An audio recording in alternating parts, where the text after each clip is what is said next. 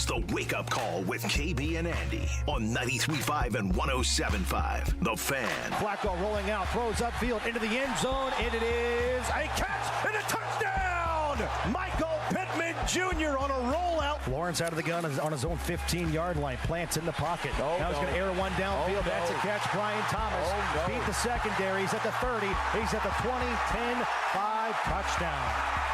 85 yards to Brian Thomas, and the Jaguars have the lead. And here's Tank Bigsby.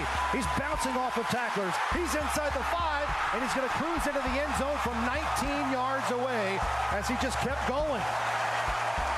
He just kept going. He did that a week ago. He is the inside thruster. Lawrence goes out of the gun, plants in the pocket, taking a shot downfield, and that's a catch at the 40. They're at the 30. Jaguars at the 25. That's Christian Kirk. Under center's Lawrence. And he quick pitches left side to Bigsby. He has to turn it up, and he's got a first down. Still going. He's at the 50, 40. He's at the 30, down the near sideline. 20, 10, 5, touchdown. 60 yards. He has killed us. Colts down by 7, 34-27. Joe Flacco in the shotgun formation. Play action. Good protection. Walks it downfield for Alec Pierce. He's got it. 30. He's at the 20. Down the far sideline. 10. Touchdown. 5. Touchdown. I-N-D-Y. Alec Pierce with fireworks in the fourth quarter. Holy my. Alec Pierce. Yes, sir. Lawrence backs to throw. Gets it out quickly. That's a catch inside the 40-yard line. Then going out of bounds are the Jaguars. On the reception is Christian Kirk. His momentum takes him out of bounds at the 31-yard line. First down from there. And now the Jaguars are indeed in field goal range. We're tied at 34. Snap. Placement. Kick is on its way. Has plenty of leg. And it is right down the middle. And it's good. And the curse continues here in Jacksonville. Same song and dance. Same kicking and screaming, same crying and sobbing, same song. It's pretty freaking amazing that curse is still alive, and boy, seemingly every single year the plot unfolds in the same manner. Good Monday morning to you, Kevin Bowen, Andy Sweeney, Mark Dykton right there. Thank you to Mark for putting that together. 37-34, the Jacksonville Jaguars beat the Indianapolis Colts for what is now the 10th straight time. Down there, either in Jacksonville or London, and defensive issues galore. Commendable from Joe Flacco, certainly, but 37 points allowed to the final winless team in the NFL, and the Colts now come home 2-3. Can I ask Mark Dykton something this morning? Mm-hmm. Was that a Crazy Town song by Mark Dykton this morning? Oh, it's Eminem. Okay. Marshall. Okay. Yeah, I didn't know which one it was. It's a newer version, a newer song. I'm sure. Well, a good morning. Very fitting lyric, Mark Dykton, I would say so. A good morning, and it was rinse and repeat, was it not? There in Jacksonville for the Colts fans. Rinse and repeat in two different ways. Rinse and repeat, the big story is you go to Jacksonville, you lose in Jacksonville, and then, the kind of the smaller capture that we have, the smaller picture that we have, KB, is that this defense is beat up, and what they're putting on the field is simply not going to be good enough to win a bunch of football games. And Gus Bradley, is he good enough to be the defensive coordinator? Obviously, that's been a conversation, but my goodness, you go there and you allow Trevor Lawrence to have a career day, and you've allowed Caleb Williams to have a good day, and you've allowed Rome Odunze and Justin Fields and Joe Mixon, and this is what the Colts defense does. They give, and they give. We're almost to the season of giving, Kevin Bowen, when we get closer to Christmas and the holidays, and it feels like it's a little bit early for the Colts with that defensive effort. So, pathetic yesterday, lots of Joe Flacco conversation. I think he was maybe a little bit better than you, but you lose yesterday, you're sitting at 2-3, and going forward, this defense is just not good in any way. It's got to be better, and I don't know if it's going to be better this season. The Colts are Oprah Winfrey. You get a career game. You get a career game. I mean, everybody Do you gets a think they career lost game. Trevor Lawrence's jersey? So the only time Lawrence was on the ground, did I miss this, was the QB sneak, right? I think so. That was the only time he was on the ground yesterday? Cleanest jersey. You would have thought he was the punter out there after the game. Unfreaking believable. Yeah, the old, hey, let's get our life back in order. Okay, let's hope the Colts are on the schedule the next week. That's what Joe Mixon thought week 1, Josh Jacobs week 2. To your point, Caleb Williams. in company week 3. Justin Fields certainly last week, and then what Trevor Lawrence did yesterday. It's kind of wild to look at Lawrence. The guy's played over 50 games in his career. The 3 best completion percentage games of his career are against Gus Bradley each of the last 3 years when you look at it from that end. Just your backup quarterback, your backup running back, your backup center, they're all out. And you scored 34 points. I mean, that should be more than enough on a day where, again, who knows how much weather, impacted things. But once again, when it's the same song and dance, I said this to you last week, Andy, this is a give no hope game. Yep. And that opening drive was flawless. You go down there, boom, you get the ball, and you're up 7-0 midway point of that first quarter. And then that first drive for Jacksonville, that's exactly how it has unfolded so many times. I know Jacksonville didn't come away with points, but Lawrence was like 6 of 7 or 7 of 8. I forget exactly what he was in that opening drive. And that is a 50% passer this season. All of a sudden walking off the field being like, oh, wow, I'm in a decent rhythm. That was a nice start. And now when he needs to hit Brian Thomas in stride for 85 yards, he does. When on 2nd and 24, you allow their best wideout, certainly their most accomplished wideout, to get behind you in Christian Kirk for the 61-yarder. That is the biggest issue to me when you face struggling quarterbacks, however you want to describe them. It's that you allow them to get in these early game rhythms, and then boom, when they need to make bigger throws as the game moves along, they got confidence. They feel like, hey, boy, this is a new me. Here I am. I'm playing the Colts. I feel good about this. We finally figured things out on offense. And they're able to strike and strike and strike. And it was almost fitting that final drive that they had to do it one more time. And lo and behold, it was a missed tackle here. It was a missed tackle there. It was this completion, that completion. They actually ran it a couple times. I mean, they went into full fetal position in settling for that field goal. And yet it was still enough. 37-34. The Colts have now won 4 of their last 15 AFC South games. Of all the stats, that might be the most wild to me. This division that used to be the Colts and a bunch of little siblings. It's not even a good division. And they have lost 11 of 15 in the AFC South. And again, Jacksonville's been the worst team in the league over the last decade when your inability to win down there. It's just, it is amazing. And yesterday was, I get you had some injuries.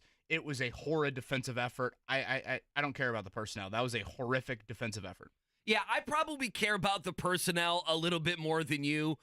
We went into the game, and I know you said this repeatedly, so it's interesting that you said that right away because it's one thing I had on my sheet to ask you. Did you feel any differently watching the game with so many guys being injured? And by the way, just a horrific injury to Will Fries. I don't know. I know CBS did not go back. They did not replay it. I went back, and I hate watching those things, and it's just a gruesome, gruesome injury. And when other offensive linemen and other players, defenders on the field are calling you over that it's not good. But, I mean, defensively, they're content with this. I don't know what else to tell people. This is what they're content with. After the game, Shane Steichen is asked about it, and he doesn't want to talk about blitzing more. I mean, you're down to the final couple minutes of the game, and who was on play-by-play? Archuleta goes, he's one of the analysts there, and he's like, you've only blitzed, I think the number was 2 times up until that point. Why are they content? Shane Steichen is an aggressive football coach. The very beginning of the game, they march down the field. They get to a 4th down, guys. What does he do?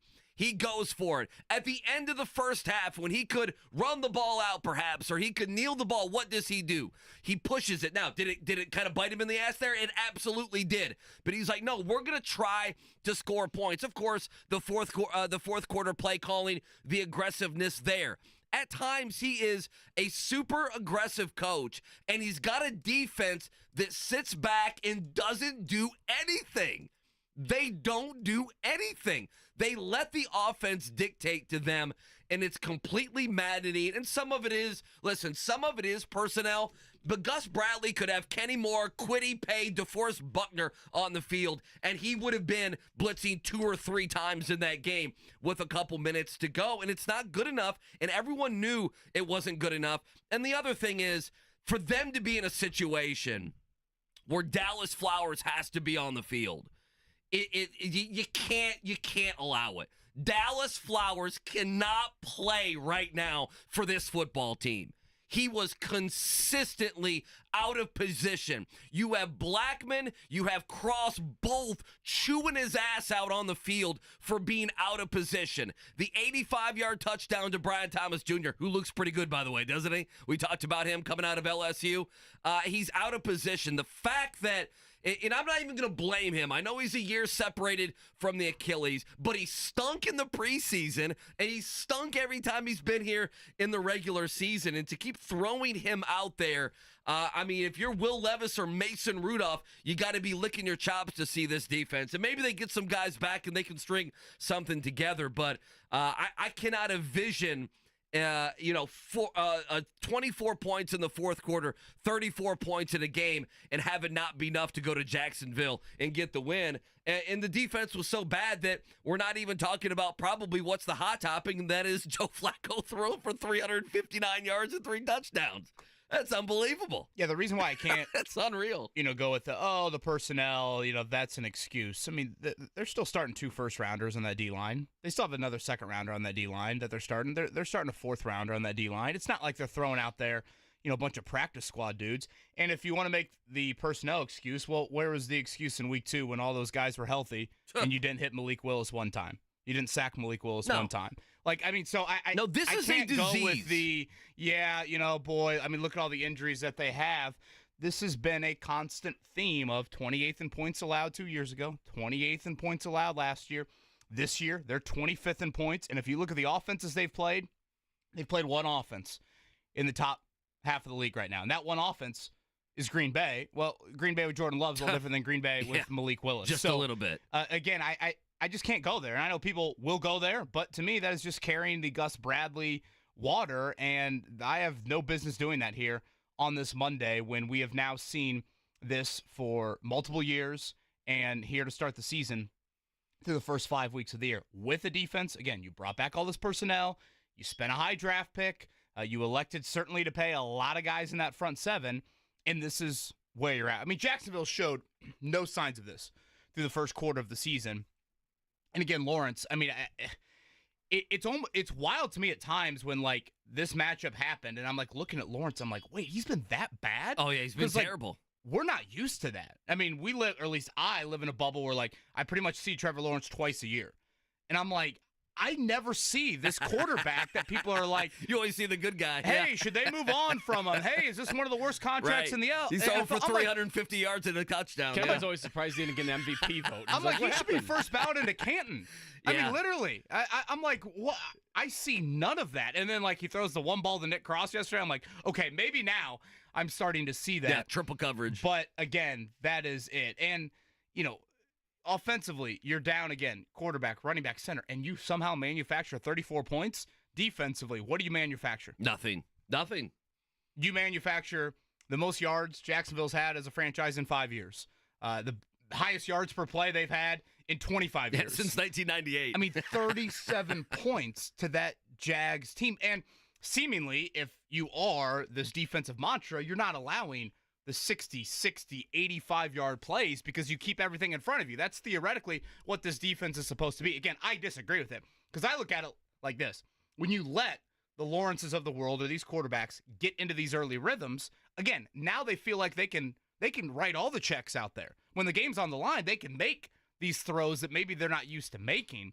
But they're not even doing that yesterday with, again, Brian Thomas getting behind, to your point, Andy, a torn Achilles, Dallas Flowers out there for a year. You saw miscommunication by everybody in the secondary on both of those big plays there. So there's a sign the Colts have in their building of championship start in the division. Oh, okay. And again, 4-11 in your last 15 AFC South games. I mean, it is just crazy. And sure enough, what do you see yesterday? Houston makes all the plays late, and they're 4-1. And now here you are at 2-3 with another road divisional game upcoming. We'll certainly get to Joe Flacco and that performance. I guess a little bit on Anthony Richardson. How close was he to giving it a go? And certainly that Will Fries injury. You don't usually see guys, having to spend the night in the road city that they play in. But surgery was needed right after that game for Will Fries. Right tibia was the diagnosis on that. And he's probably the Colts starter we talked the least about, but he has turned into a really, really solid player for this football team.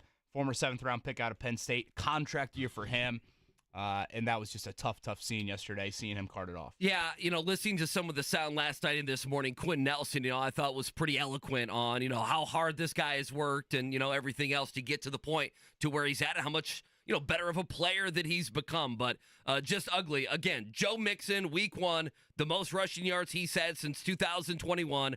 Josh Jacobs, the most rushing yards he had since 22.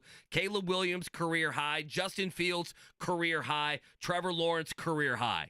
I mean, that's what the analysis of, the schedule is what it is. The Colts have a chance thus far has been sketchy analysis by everybody because they could lose to Will Levis or Mason Rudolph this coming week, and nobody would be surprised. That's how bad this defense has been. I think a lot of this, too, I mean, we'll obviously, I think most of the focus goes to Gus Bradley, certainly Chris Ballard, but Shane Steichen, you're the head coach of the football team. Like, you oversee Gus Bradley. I mean, there's a level of you demand changes, different things defensively, whatever, more blitzing, et cetera, et cetera. I mean, there's Shane at halftime saying, yeah, we what was the message at halftime? We got to get more pressure on the quarterback. Well, how are you going to do that? You are missing personnel. Right. So when you are missing, like last night. Scheme it up, fellas. Sunday Night Football shows the graphic of the Cowboys missing, whatever, their top 5 sackers from last year, whatever the stat was. They hit Justin Fields 8 times. They sacked Justin Fields 3 times. Like, again, you've got to do things differently to make. Shane did that offensively yesterday. And I think that's what is so frustrating. Again, you're down your whole up the middle, the whole battery of your offensive operation with your quarterback, running back, and your center, and yet you still scored 34 points. Defensively, you're missing some key guys. I'm not going to deny that. And how do you make up for that? That's where scheme comes into play. That's where, all this investment into your defensive line and your depth needs to step up as well, and none of that happened yesterday. Well, at least it was good for the Indiana Hoosiers this week. Not so good for Purdue. So busy week of college football, yet another debacle, a decade of debacles in Jacksonville. We'll continue to dive into that. 8 o'clock hour, we'll take your calls, 239-1070. Coming up on the other side, sound from the locker room yesterday. What did Joe Flacco say? What did Shane Steichen say? Plus your news and notes from overnight. We'll get to it next. Your morning check down. Appreciate you hanging out with us, waking up with us on this Monday. 93.5, 107.5 The Fan.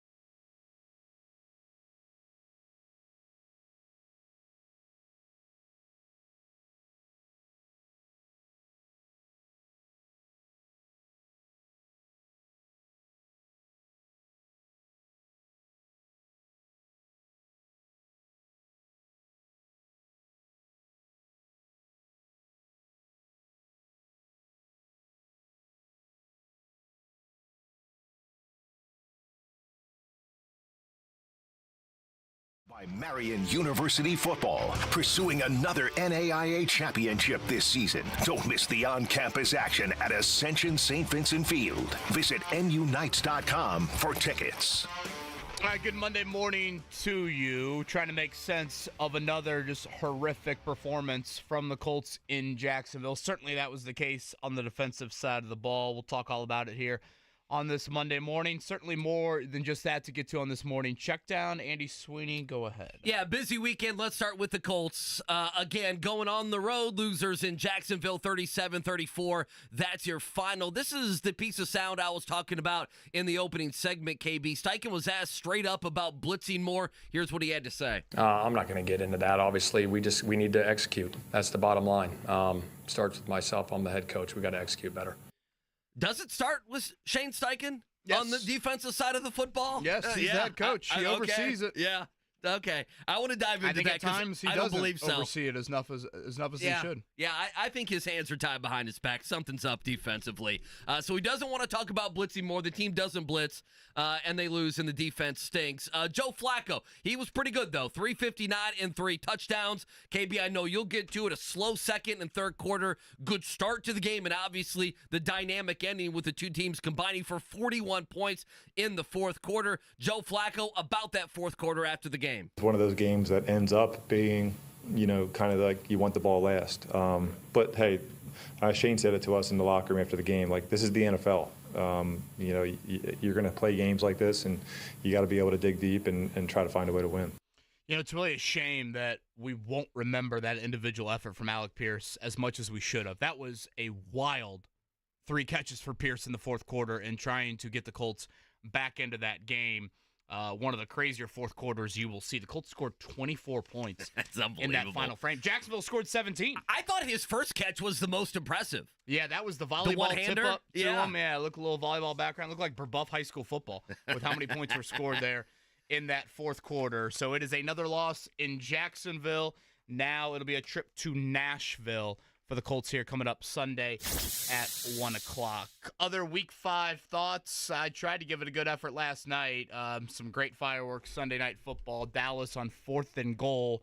Dak Prescott with Jalen Tolbert. Is that who caught it there on the 4th and goal? I believe so, yeah. It's a big win. That's a huge win for Dallas. Win over the Steelers there. The Ravens-Bengals game, fireworks galore. Give me a cigarette after that game. Unbelievable. And how about Kaimi Fairbairn for the Houston Texans? 59 yards. It always looks a little awkward with him coming off the foot, but boy, does it go in. 23-20. The Texans now 4-1 in the AFC South. The story what are the of that, Bills doing? Well, the story of that game is Josh Allen got knocked out, and they just threw him some salt beneath his nostrils to get him back in the game. He was unconscious for a little while there. Just a little while. Josh Allen was knocked out of that game, so that was a huge win. Me and Mark were talking about this in the 8 o'clock hour and the 9 o'clock hour. We're going to take some calls. I would love to know if you are still alive in a Survivor League, in an Eliminator League, how are you still alive? I need to know who you've taken. Yesterday, for instance, who did not have Seattle yesterday, favored by 7, okay? Or if you didn't have them, you had San Francisco. Yeah, how about San Francisco? How did you not have one of those teams? I swear, I'm now done in all my Eliminators. If you're still alive today, I would love to know the path, week 1, 2, 3, and 4, and 5, how you got to where you are. Because congratulations to you. I have no idea. I assume you're not alive in any of yours. I don't think I made it through week 1.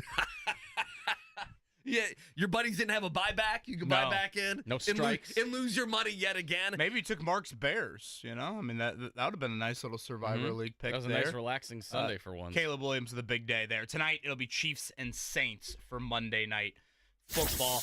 Boy, could I have been more wrong last week. I said Pumpkin Patch Day. I said Orchard. My wife and I, we got to eat on Friday night, run into someone's like, I have taken you up on the Pumpkin Patch idea for tomorrow. You ruined weekends then. And we see one of the greatest Saturdays you will see in college football. 5 top 11 teams lose. And the thing about that is it's not like they lost to like other ranked teams. No. I guess Missouri did. But that was it. The Vanderbilt students taking the goalpost out of the stadium to Broadway. It's a long top walk, by the way. 3 greatest thing I've ever seen in the history of sports. The commitment, that's a long the dedication, the passion, the law enforcement allowing this to happen. Right. Unbelievable. freaking believable. Kudos to everybody associated with that university, their athletic program, and their student body for that effort. If there was only one way to make Broadway in Nashville even more of a disaster, have thousands of students and fans Clear walking the the pedal goalpost. bars. We've got a goalpost to put into the river. Oh, it's fantastic. It really was. It really was a good weekend. And I still am stunned that Alabama lost to Vanderbilt. I don't even know what to do with it. You had Tennessee losing. They look nasty. Just 2 touchdowns in that game. You know who's back in the hunt? Notre Dame. That should be your take this morning. I mean, everyone stinks in college football. You're right back in the hunt. Well, I mean, you're a couple Riley Leonard games away from being right there in the top 5 in the country. I How think about after that? the Northern Illinois loss, it was if you can go 11-1, you will have a chance. But certainly a lot of help for the Irish, the Hoosiers. They are bowl eligible. Maybe a nervous moment when it got to 27-24. I was a little nervous, but they they Prince covered. Ignati's words, they did finish like a championship team right there. That was impressive. Their close. Once again, they win. Once again, they cover. They are the first bowl eligible team in college football. That touchdown catch by Miles Cross early in the game was a hell of a play on 4th and goal. Haven't trailed all season. I don't think the bye week comes at a good time. I agree with you. They want to keep on playing football there. Play another week or 2. In Bloomington, and it's gotten Darrell Hazel bad in West Lafayette. Does Purdue win another game? They have Northwestern on the schedule. In 3 weeks. They might need to schedule Attica or Pioneer to get a win there. Coming off a bye. Do I have this right? Go ahead. So they had that bye right before the Notre Dame game, correct? Correct. And they have another bye after the Oregon game. So they play Illinois, Oregon, a bye, and then Northwestern. So they throttle Indiana State week 1. They have the bye. It's the hyped up Notre Dame game after that. They have been outscored 184-44. In their last 4 games. Hey, listen, I took the under. I told everyone to take the under. Like, everyone's like, It's a okay, bad football it's always team. a given you get 3 years. Right. Like, it almost seemingly is like a fireable offense, like, week in and week out. Again, the defense. I mean, it's going to be close. Ryan Walters is this defensive-minded coach. Great work at Illinois. I mean, crazy impressive what he did there. And, yeah, I know they can't score, but defensively, I mean, it's not like Wisconsin, Oregon State, Nebraska, or even Notre Dame is a murderer's row. No, it's ugly. That's ugly. I don't know what to say. Yeah, that might be a disservice to ugly. They're just a bad football team. I mean, it was so funny. Ryan Walters. They're an awful. We know. Awful We know football we team. were picked last in the Big Ten. Yeah, how's that working out? Quickly, Major League Baseball. Phillies and Mets tied at 1. Phillies walk off yesterday, 7-6. That game was excellent. That was a We've good had some game. great fireworks in Major League Baseball. That series is going 7, and there might be just fights in the field, the stands, everywhere. I mean, that's just a great series. Padres all over the Dodgers to tie that one 10-2, your final last night. As for today, the 2 games, we have some day baseball during JMV. Guardians, Tigers at 4 o'clock. Royals, Yankees coming up at 7:30. The Joe Flacco, Anthony Richardson First conversation. Pacers preseason game tomorrow. We should probably sneak that in there. Yeah. I said they had the Fan Fest yesterday. Yeah. Yeah, it was good. And it'll be on NBA TV. Yes. And not will blacked it? out. That's what I wanted to mention. If you get NBA TV, it will not be blacked out here locally. Well, that's nice. The Denary, Buckner, JJ Okay. crew, we won't get them until the home game. So this will be the Gotcha. Hawks feed tomorrow night. Rick Carlisle will join us at 8, 7:30 tip from Atlanta tomorrow. Well, let's dive back into the football conversation. Reminder at 8 o'clock, 239-1070. We'll start taking your phone calls. We still have headlines to get to, our GOATs of the weekend as well. The Joe Flacco debate. Now what for Joe Flacco? The health of Anthony Richardson. We'll dive into it next. Appreciate you waking up with us. Wake up call right here, 93.5, 107.5 The Fan.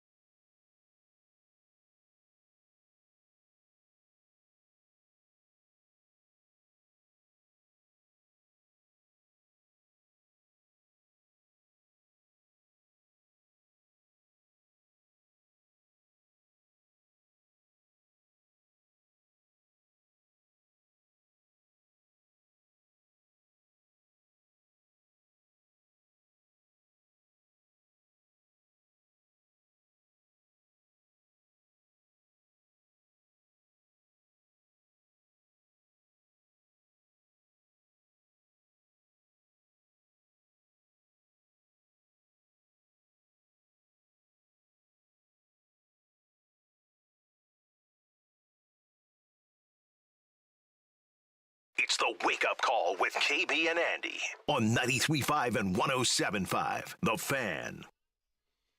We'll take some calls in the 8 o'clock hour, 317-239-1070. I feel like we hinted at this all last week, but obviously Anthony Richardson did not play in the game. Officially was downgraded to doubtful on Saturday. That was a very Shane Steichen, Matt LaFleur week 2 approach. Remember how much Matt LaFleur, when the Colts played the Packers, was like, well, I mean, oh, yeah, we'll see about Jordan Love. He could play. He's been out there. Gamesmanship to the nth degree from Shane Steichen. As I told you on certainly Thursday and Friday mornings, I got zero indication that Anthony Richardson was going to give it a go. So looked like he did do, a rather intense pregame workout, though.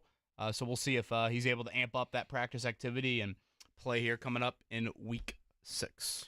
All right, so what's your Flacco take? Come on, let's go. Let's start Joe Flacco. Very commendable from Joe Flacco yesterday. Great start, and obviously borderline heroic finish. Some might say I'm nitpicking. 3 points in 40 minutes of football is hard to overcome, and that's what the Colts offense produced there from the midway point of the first quarter to the start of the fourth. So you would like to see a little bit more consistency, but again, for a backup quarterback, what more can you ask for? He was able to certainly provide a quick rhythm, high tempo, really passing game early on. And then there late, I thought he gave shots to Alec Pierce. I'd like to see more shots to Pierce, to be honest with you. I felt like in that Chicago-Pittsburgh game, we didn't see enough of them. And really, I don't think he was targeted until the fourth quarter on Sunday. Would have liked to have seen, and I don't know, some of that on Flacco. It seemed like it was a lot of dink and dunk there in the second and third quarters. Maybe just some dialed up, hey, let's keep the protection in here, 7-8 guys, and take shots to Pierce. I mean, Pierce is such a special weapon as that home run hitter there. But all in all, again, I think very commendable from Flacco. I do think your offense can get a little one-dimensional, and certainly no Jonathan Taylor it plays into that. But I did think you lacked a little bit of that dynamic nature to your offense. But again, he offers you pretty much something that no other backup quarterback does. Here's my problem. Here's where I disagree with you, I guess, a little bit. It was commendable if Anthony Richardson would have put on that performance yesterday. We'd be in here, and that would have been the lead today. Would it not have been the lead today? If Anthony Richardson would have done it in the fourth quarter, would have started the game strong. I think with a loss, would have had 3 touchdowns. With a loss, you still go to that part of the loss. And I think Richardson has had kind of the backdoor heroic fourth quarter moments we've seen. I mean, the Houston game, it wasn't that kind of what we saw from Flacco yesterday. Of the, hey, oh my gosh, he got us back in the game. Look at the throw to Doolin. Look at the throw to Pierce in that Houston game. I think that was it, for him. And right or wrong, you just grade Richardson differently than you grade Flacco. I mean, I think based off their career. So, again, I thought very commendable, but it was difficult to see the offense as sluggish through 2.5 quarters as it was. Again, you had that great opening drive. You only score 3 points until the start of the fourth quarter. At the end of the day, you had 34. I mean, what? Yeah. Like, that is, you would have signed up for that in a heartbeat there. So, again, very, very commendable. But that lull there just contributed, I think, to obviously Jacksonville building the lead to where they were in a decent amount of control through the better part of that game. You're right. I mean, they have issues sustaining drives. They've had that. Steichen even was asked about that after the game, and that has been a bugaboo of theirs. I mean, even what was in second quarter where they have the fourth down, right, where they have the fourth down where you think Trey Sermon gets the first down, it gets reviewed. He doesn't get the first down. Okay, so this is, for me, I guess I'm struggling a little bit with this conversation. And we'll take calls coming up at 8 o'clock, and I need to know what fans think about this because it is clear what the plan is for this organization. It is clear what the plan is to try to figure out the future of this organization at quarterback. The flip side of this is Joe Flacco did the things that we've been begging Anthony Richardson to do. And Joe Flacco has done those things in 2 straight games. And so for me, I'm really interested in this is going to test all of their virtues and all of the things that they have said about Anthony Richardson. you could come on the air today. I could come on and just give you this, that right now, playing Anthony Richardson, everything is built on, we hope he turns into something. I wonder how they view that up next to Joe Flacco, where you're not having to worry about a 3rd and 3 sailing 14 yards out of bounds. Like the losing plays. And I know he had a turnover yesterday that Anthony Richardson has made as well. You know, I put up on Twitter, are you going to put Flacco back on the bench? He's got the #1 quarterback rating right now in the NFL, does Flacco. And listen, I know the answer is yes. I know that they have to go back to Anthony Richardson. But to me, Flacco, the last couple games has been, this is my opinion, has been so much more than solid that if AR goes out there and stinks it up this coming week against Tennessee, has it opened, like this is the questions that has it opened the door at all? Or is it just going to be Anthony Richardson until it's not Anthony Richardson anymore? Listen, I thought Flacco made at least 10 plays in that game. I'm sorry. I think they lose this game by 20 points if Anthony Richardson's a quarterback. I mean, Anthony Richardson has been, if you look at many stats, he has been a turnover machine. He has been consistent, being inconsistent, and he hasn't been one of the top 30 quarterbacks in the league. Joe Flacco has been. And so, you know, I think to me, KB, I'm sorry, I think this puts a lot of pressure on Anthony Richardson. Benedict Mathurin of the Pacers saw his team go to the Eastern Conference Finals. For now, for almost 2 full games, we have seen at least a competent passing attack with Joe Flacco. I'm not saying it's an uncomfortable conversation, although I am surprised. Was Steichen not asked about it after the game on Sunday? I assume he's going to be today, right?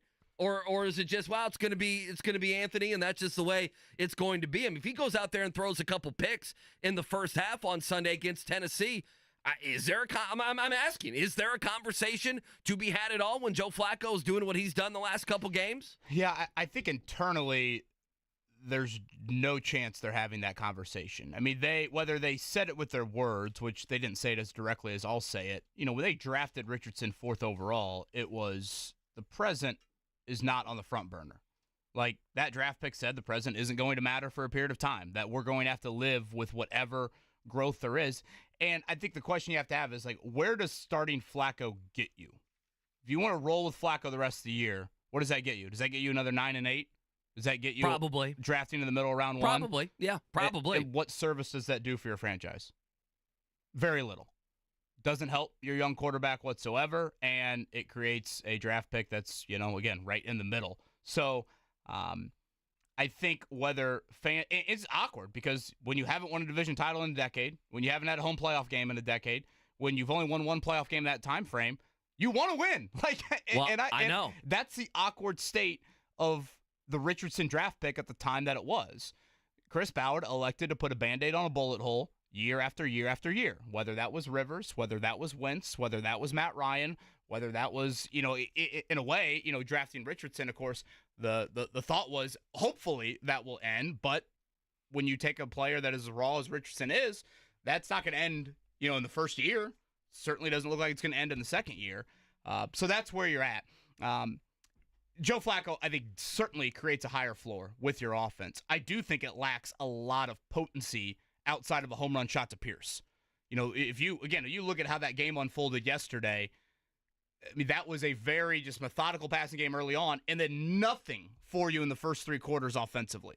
Like the jump ball to Mo Alley Cox on a 3rd and 15, all of a sudden that got some things going again, and then you have those deep shots to Pierce there. So you certainly lack multiplicity from an offensive standpoint. I mean, yesterday, Shane Steichen, understandably, to create big plays, he's throwing, you know, a throwback to A.D. Mitchell to, you know, Tyler Goodson to create a big play there. Goodson ran that number 30 over, man.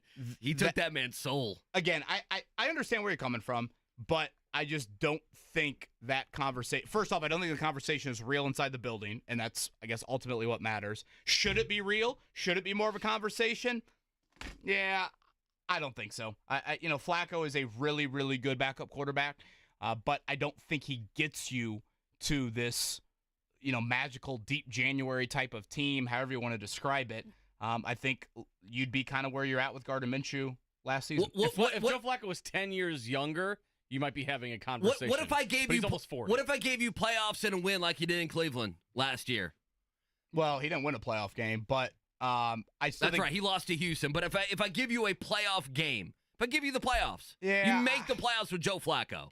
And I'm not sold that you would. I want to Right. be clear. I'm not sold that maybe the NFL wouldn't catch up with him. I mean, you're right. In the second or third quarter, they had 4 punts. They had an end and a half of possession. They had a fumble and a field goal, right? And the fumble led to a big 3 points, obviously, when you lose by 3. I think what has happened here is there was no conversation. It was all Anthony Richardson. And I think now the last game and a half has provided fans at least a little bit of a conversation. And there is no argument that can be made. And this is the unfortunate part of bringing in Joe Flacco. This is kind of like I say it's the negative, but it's not a negative. But I guess I'm viewing it as a negative, as he can be so good and he is so much better than every stinking backup quarterback in the NFL that when the starter has any sort of issue at all, it creates consternation and conversation. Right now, you can make the argument that Joe Flacco gives them a better chance to win in the present. That's not a hot take to have. Now, as you would mention, how does that help them in the future? And the answer is it doesn't help them in the future. So it goes to conversations. Is this about winning? We know why Chris Ballard drafted Anthony Richardson. He reset the shot clock. Coaches do it all the time. Coaches bounce from one place to another. They reset the shot clock. Jeff Brom did it, Purdue to Louisville. He reset the shot clock, although it's running out after his pathetic weekend. I am interested. You're saying there's no conversation. I am interested if there is. That's what I'm interested in internally if there's that conversation. And I think the other thing with Flacco, and I hate that all of a sudden it seems like I've got to play the other side of it because I do think Flacco deserves a ton of credit for the effort he's given in this game and a half. I think you have to acknowledge that Flacco did throw, I think it was 10 interceptions in 6 games last year with Cleveland. He had lost, I think, 13 of 17 starts before that, month-long run with Cleveland. When does that side show up? Oh, it's going to show up, because without a doubt. If you would roll with Flacco, let's say all of a sudden you commit to him, okay, he's our starter for the rest of the year. Well, if you lose 3 or 4 starts and he throws 7 picks in 4 games, I mean, bad at football, boring at football, and an old at quarterback is the worst recipe you can have. The Colts lived that in 2022 with Matt Ryan. And certainly Flacco is not that by any means, but doing the Band-Aid on the bullet hole when, assuming Anthony Richardson's healthy, just seems like such a lost cause. I wonder what Anthony Richardson thinks sitting there. I mean, Flacco's making all the throws that he doesn't make. That's the reality. Again, if you go by quarterback rating, which is I'm picking a stat here because it's been thrown out there on Twitter. I've seen it. Flacco right now is number 1 in the NFL. Now, he hasn't had 4 and 5 games like these other quarterbacks. Anthony Richardson is 33rd in the NFL. He is actually second to last. Yeah, he's 33rd in the NFL. The only quarterback worse than him, quarterback rating-wise, is Bryce Young. I think that's the uncomfortable part here, is that Anthony has been kind of bad. I mean, so bad that Flacco comes in and just does a couple easy things, and it's like, well, I mean, Michael Pittman's involved, and A.D. Mitchell's involved, and Josh Downs is involved. Well, the uncomfortable part, too, is where you're at as a franchise. Again, you're in your worst playoff drought in 30 years. That is why, so many people, because I do think there are people that certainly agree with you, that are looking at it and say, or at least pondering of like, hey, wait a minute here. We've struggled so much as a franchise. Right. Why not go with the win now? So that's going back to 2023 of April. When you draft Anthony Richardson, you indirectly tell your fan base the present is not going to be the utmost important thing for us right now. And it's tough to have patience when you're in the middle of a season like this. And if you want to play a wild devil's advocate, well then they should have called the Chicago Bears back in January and February and said, what would it take to get number 1 overall?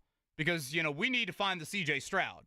We want to have the one that can come in here and impact potentially early versus the Anthony Richardson project, because there were risks with that. There was obviously patience that was needed on that end. But again, to answer it, I guess not to speak for my colleagues that were in Jacksonville yesterday, but why wasn't it asked? I think Shane Steichen would laugh at it more than anybody else would laugh at it. I think he would too, but Anthony Richardson, by many stats, is the worst quarterback in the NFL. or a bottom 3 quarterback in the NFL. Yeah, passing-wise, he is. He obviously brings a run element that you can't totally ignore. And without Jonathan Taylor, I think that's where you saw some of that offensive lull yesterday, is you obviously couldn't get Trey Sermon going at all, really.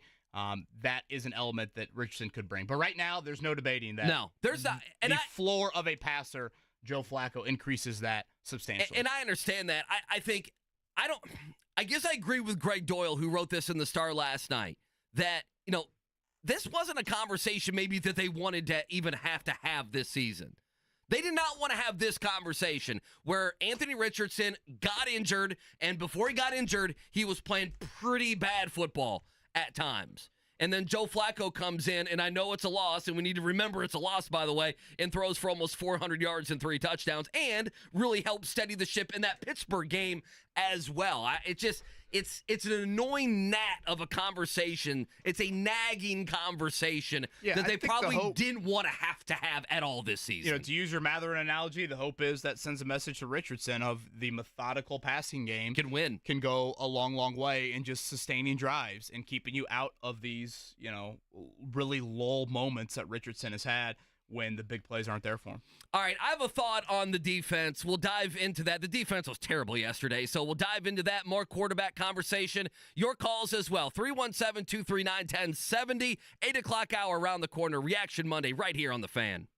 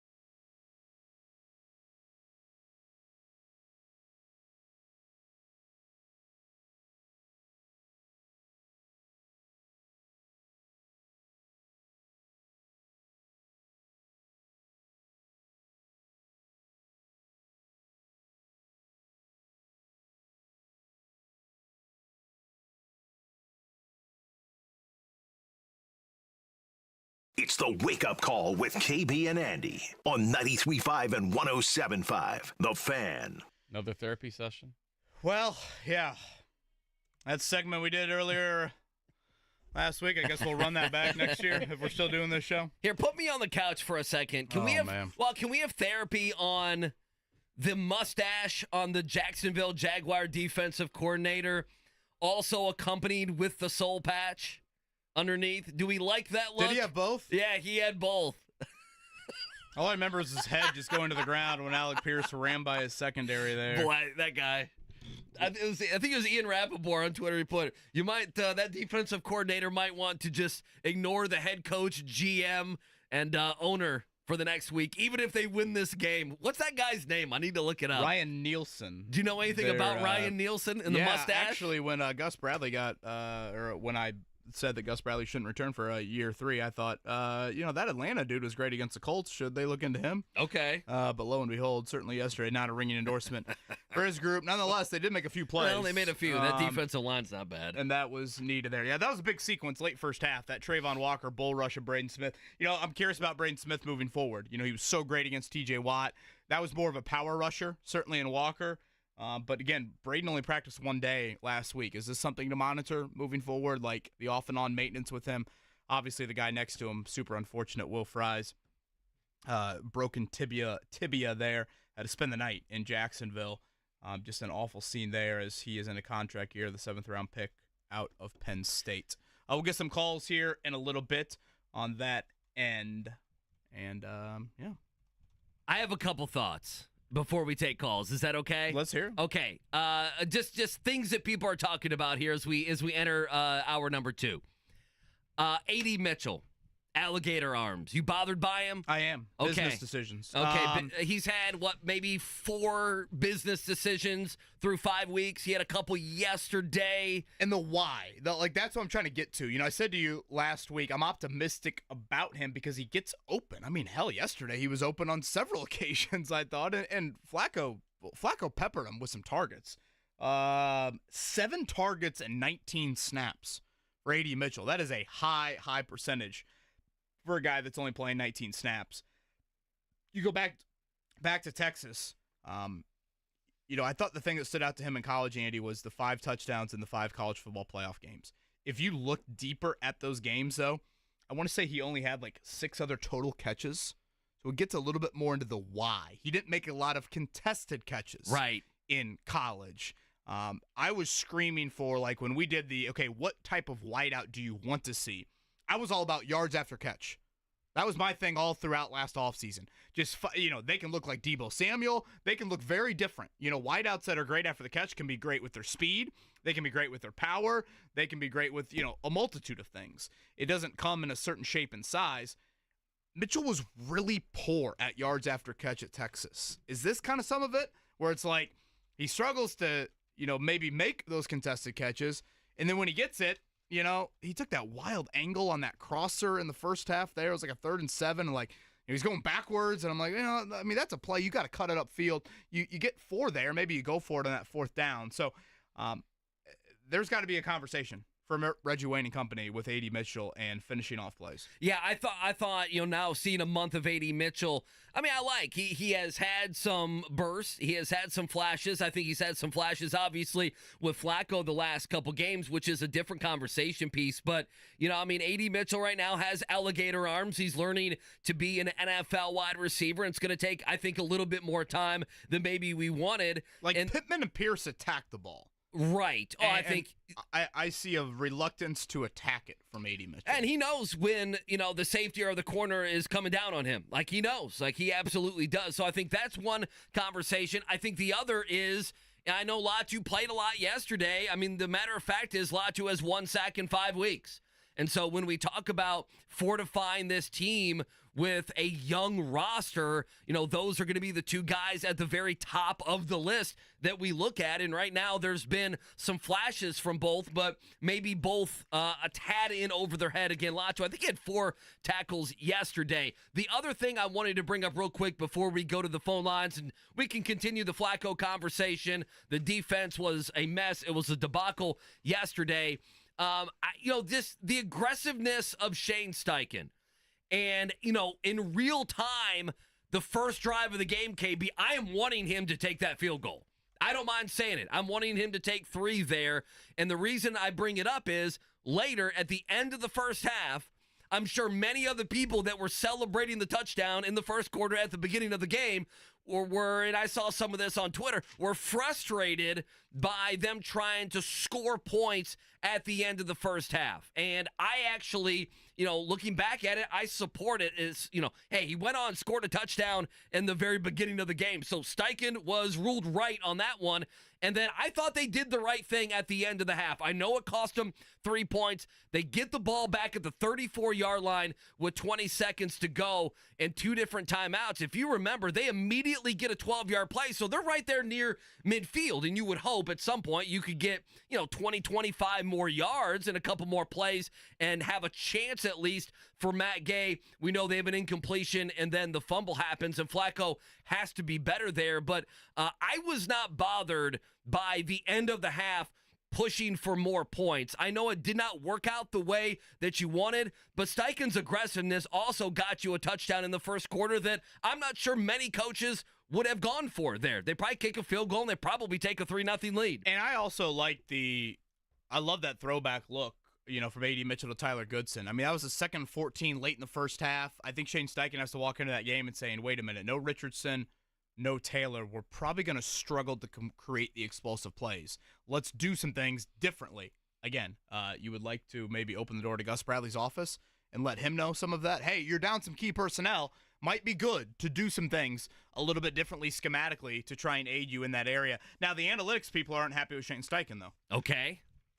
Down 14 late. Why didn't he go for 2? I'm stunned he didn't go for 2. For those I'm surprised. Totally unfamiliar with what I'm talking about, the analytics people out there say a 2-point conversion is right around a 50% conversion rate. The Colts are down 34-20. They score on the deep ball to Pierce. It's overturned. Trey Sermon punches it in from 1 yard out. So with 4:27 to go, it's 34-26. The analytics people say you go for 2 there. If you hit on the 50% coin flip, now it's 34-28. You're a touchdown and a Matt Gay extra point from winning the game. If you miss, the 50% rate says if you score again, you'll get the 2-point conversion the second time around.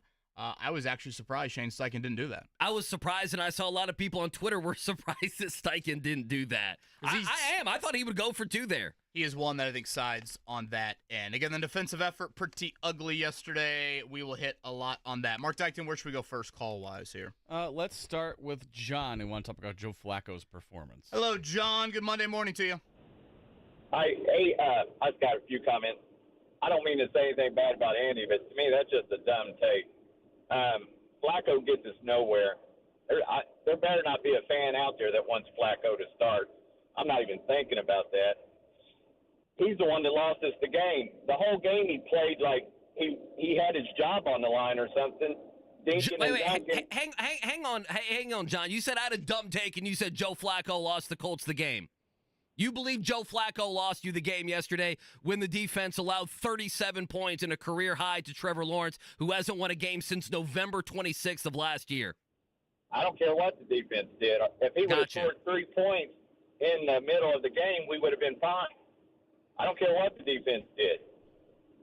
Flacco was playing like he had a job to lose the whole game in the middle of the game, and then towards the end of the game, he starts using Pierce. I don't think he threw the ball more than 25 yards the whole middle of the game. I mean, as a backup quarterback, we're down 3 starters on defense, 3 starters on offense, and you're telling me that you would rather have Flacco in there than Anthony Richardson that looks downfield all the time? John, here's what I'm saying. I'm not saying start Flacco. I'm saying there's a conversation if you're trying to win football games and one quarterback has the second lowest QBR in the NFL and one guy can complete a couple passes. Anthony Richardson has been terrible this season. It's okay to admit.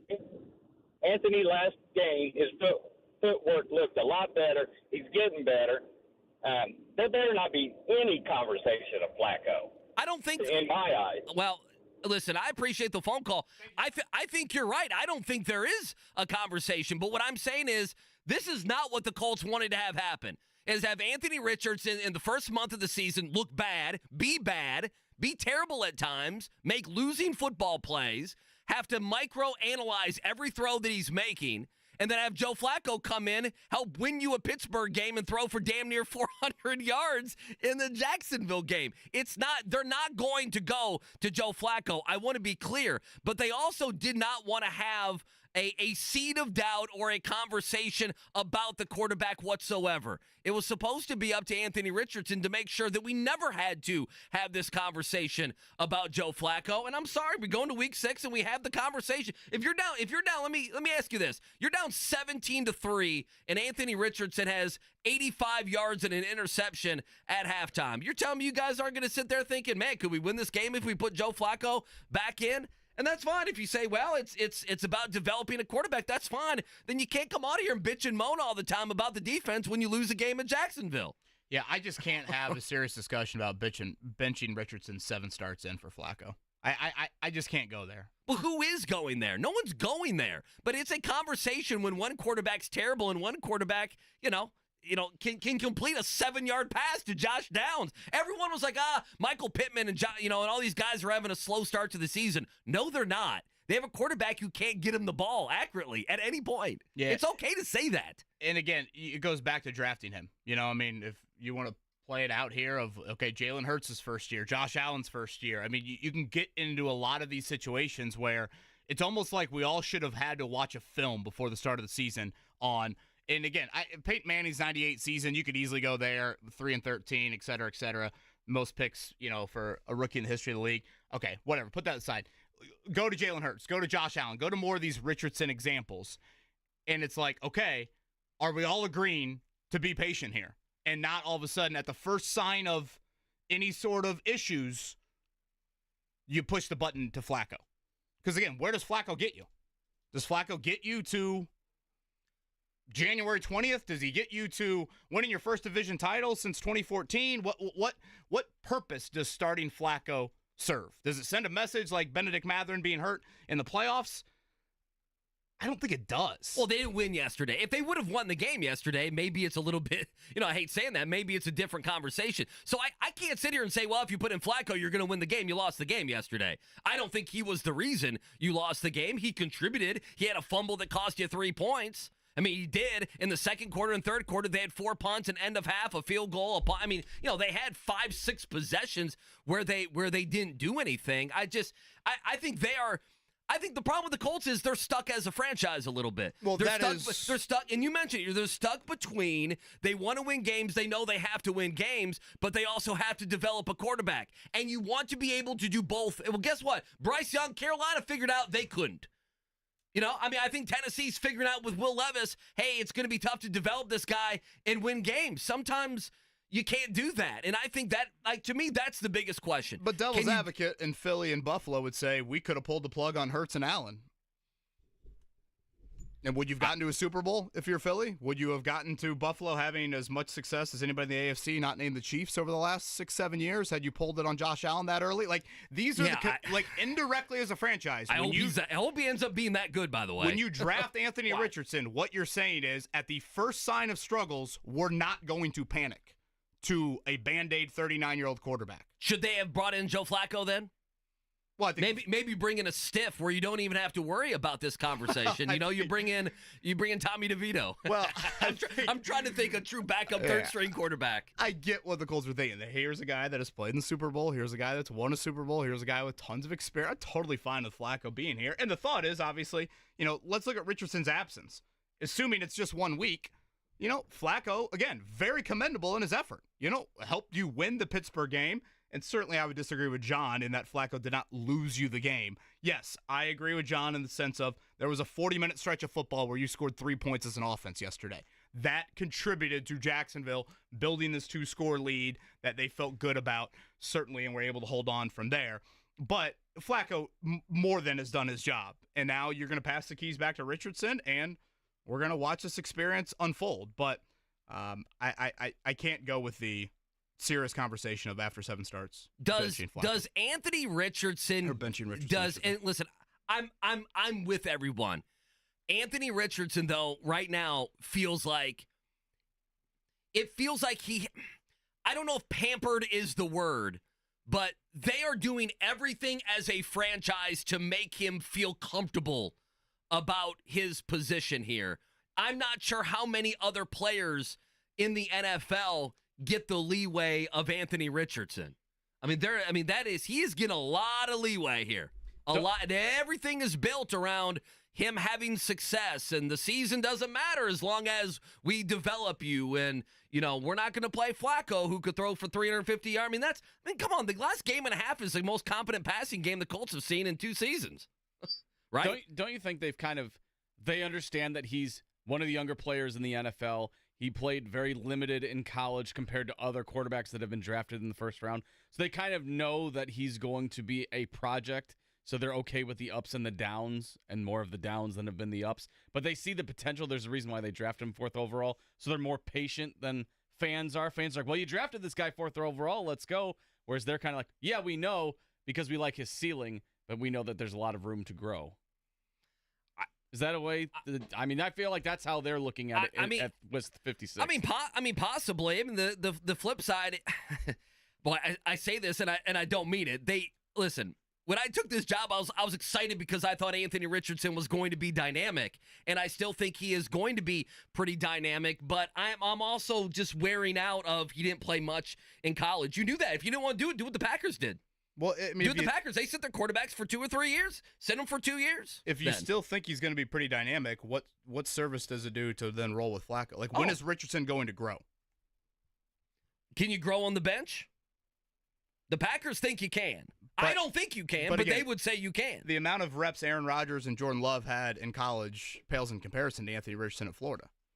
Well, then don't go get Anthony Richardson, who hasn't played any in Florida. Yeah. Right? You can't. How long does he get to learn on the job is the overall question. How long does he get to learn on the job while the rest of the roster and while the rest of us are waiting for that, especially the guy that can't stay on the field? I think 7 starts is a very quick leash. Very quick leash. Oh, I would agree. People think I'm saying bench. I'm not saying you bench Anthony Richardson. But what I am saying is you cannot ignore that he has not been good. And he hasn't been good right now. We can all agree with that. That the sample size, if Anthony Richardson yesterday would have had the game that Joe Flacco had, you all would have been over the moon. But wasn't that Houston week 1? Didn't he have these fourth quarter heroics to Pierce and Doolin? And that's what we talked. We talked about the throw for 4 days. We were Wednesday and Thursday talking about the great throw on a game that they lost. And Anthony in that game had 212 yards. He had a fine game. I am one of those people that we can preach patience, and then when we get into the games and the games actually matter, I'm not going to sit here and only dump on one part of the roster on the defense. I'm going to also look at it and say, what's going on at all these other positions? What's going on at quarterback? What's going on at offensive line? We can take more calls. Am I being unclear? I guess I'm not asking for AR to be benched. I want to be clear. That would be silly to bench him. But the conversation around him needs to pick up to where we also need to start seeing some improvement with Anthony Richardson. He needs to start giving them a better chance of winning football games. He doesn't need to miss a game. I believe once you get to the NFL that I'm sorry that some of this stuff gets erased. And it's about the big boys, and it's about who's going to give you the better chance to win some football games. Certainly at some point. No one happier about this conversation being dominant on Richardson and Flacco than Gus Bradley, because that was a horrific effort from the Colts defense yesterday. Again, 37 points to an offense that had been averaging 15 per game. Most yards, 497 for Jacksonville in 5 years. And Trevor Lawrence, if you look at now his career, I believe 57 games in his career. The 3 highest completion percentage games have all come against Gus Bradley and the Colts the last 3 years. I get that personnel was lacking. So was it offensively, and you still managed 34 points. You watched Sunday Night Football last night. They flash up the graphic of the Cowboys. They're missing their 5 top sack guys. What do? They manufacture a pass rush that 3 sacks and 8 hits on Justin Fields. Trevor Lawrence, the only time Trevor Lawrence was on the ground yesterday was getting up from a QB sneak. That's right. He had a clean jersey. And, we saw this week, too. So, for those out there hey, you can't fault the defense. It's all injuries, et cetera, et cetera. Okay, what about week 2? When, with Buckner, with Kenny Moore, with, Tyquan Lewis, with Kwity Paye, you didn't hit or sack Malik Willis at all. Again, if you want to get your life back in order, you play the Colts defense. Okay, so I have a theory on this, and I have nothing to back this up. And KB, you may want to run away from this conversation. I would be very disappointed if this is what Shane Steichen wanted. Is this a Chris Ballard move with Gus Bradley? Is this a Chris Ballard? Hey Shane, you're taking over the job. I know you're familiar with Gus. You worked with him back in back when they were in San Diego together with the Chargers, and this is going to be your guy. Because I just cannot believe this is what they're running out there. They have players on the field that should not be out there. They have confused players all over the secondary. Right now, Latu has 1 sack in 5 games. I tend to give them a little bit more benefit of the doubt, maybe, and I'm putting words in your mouth than you, just because, at some point I wipe away what round pick you were, and I say, can you play? You've been in the league for 3 or 4 years in the NFL. Can you play? If you're a 1st, 2nd, 3rd, 8th, 7th rounder, to me, I just something smells with this defense like Shane Steichen either isn't in control of the defense or doesn't have control on the defense. Because after the game, he's asking an innocuous question of, should you be blitzing more? Oh, I don't want to talk about that. The guy is so aggressive that with Joe Flacco, he's willing to push the limit at the end of the first half. He's willing to go for it on 4th down. You see the play calling at the end of the game. He is an aggressive by nature coach, and he's got a defense that is as non-aggressive and milquetoast as humanly possible. So how do I get to Shane Steichen has this football mind, but with half of his football team, he doesn't have any of that, but his offense he does. How do we get to that point? Yeah, I've always been confused by Shane Steichen, I guess even going back to Frank Reich, just their overall approach of what they want defensively. Because offensively, in Shane's world, very aggressive, very creative, innovative, believes you can create schematic advantages, to steal a phrase from Charlie Weiss. Again, without your backup or with your backup quarterback, backup running back, backup center yesterday, you scored 34 points. So much of that, I think, is rooted in your ability to, create an advantage there without having necessarily the personnel at hand. And I think Shane Steichen, whether he would say this on the record or not, I think he would tell you that, the defensive coordinators that really challenge him are not the Gus Bradleys of the world. They are the Brian Flores of the world. When Brock Purdy's going up to Brian Flores after the game and saying, damn, your scheme is insane.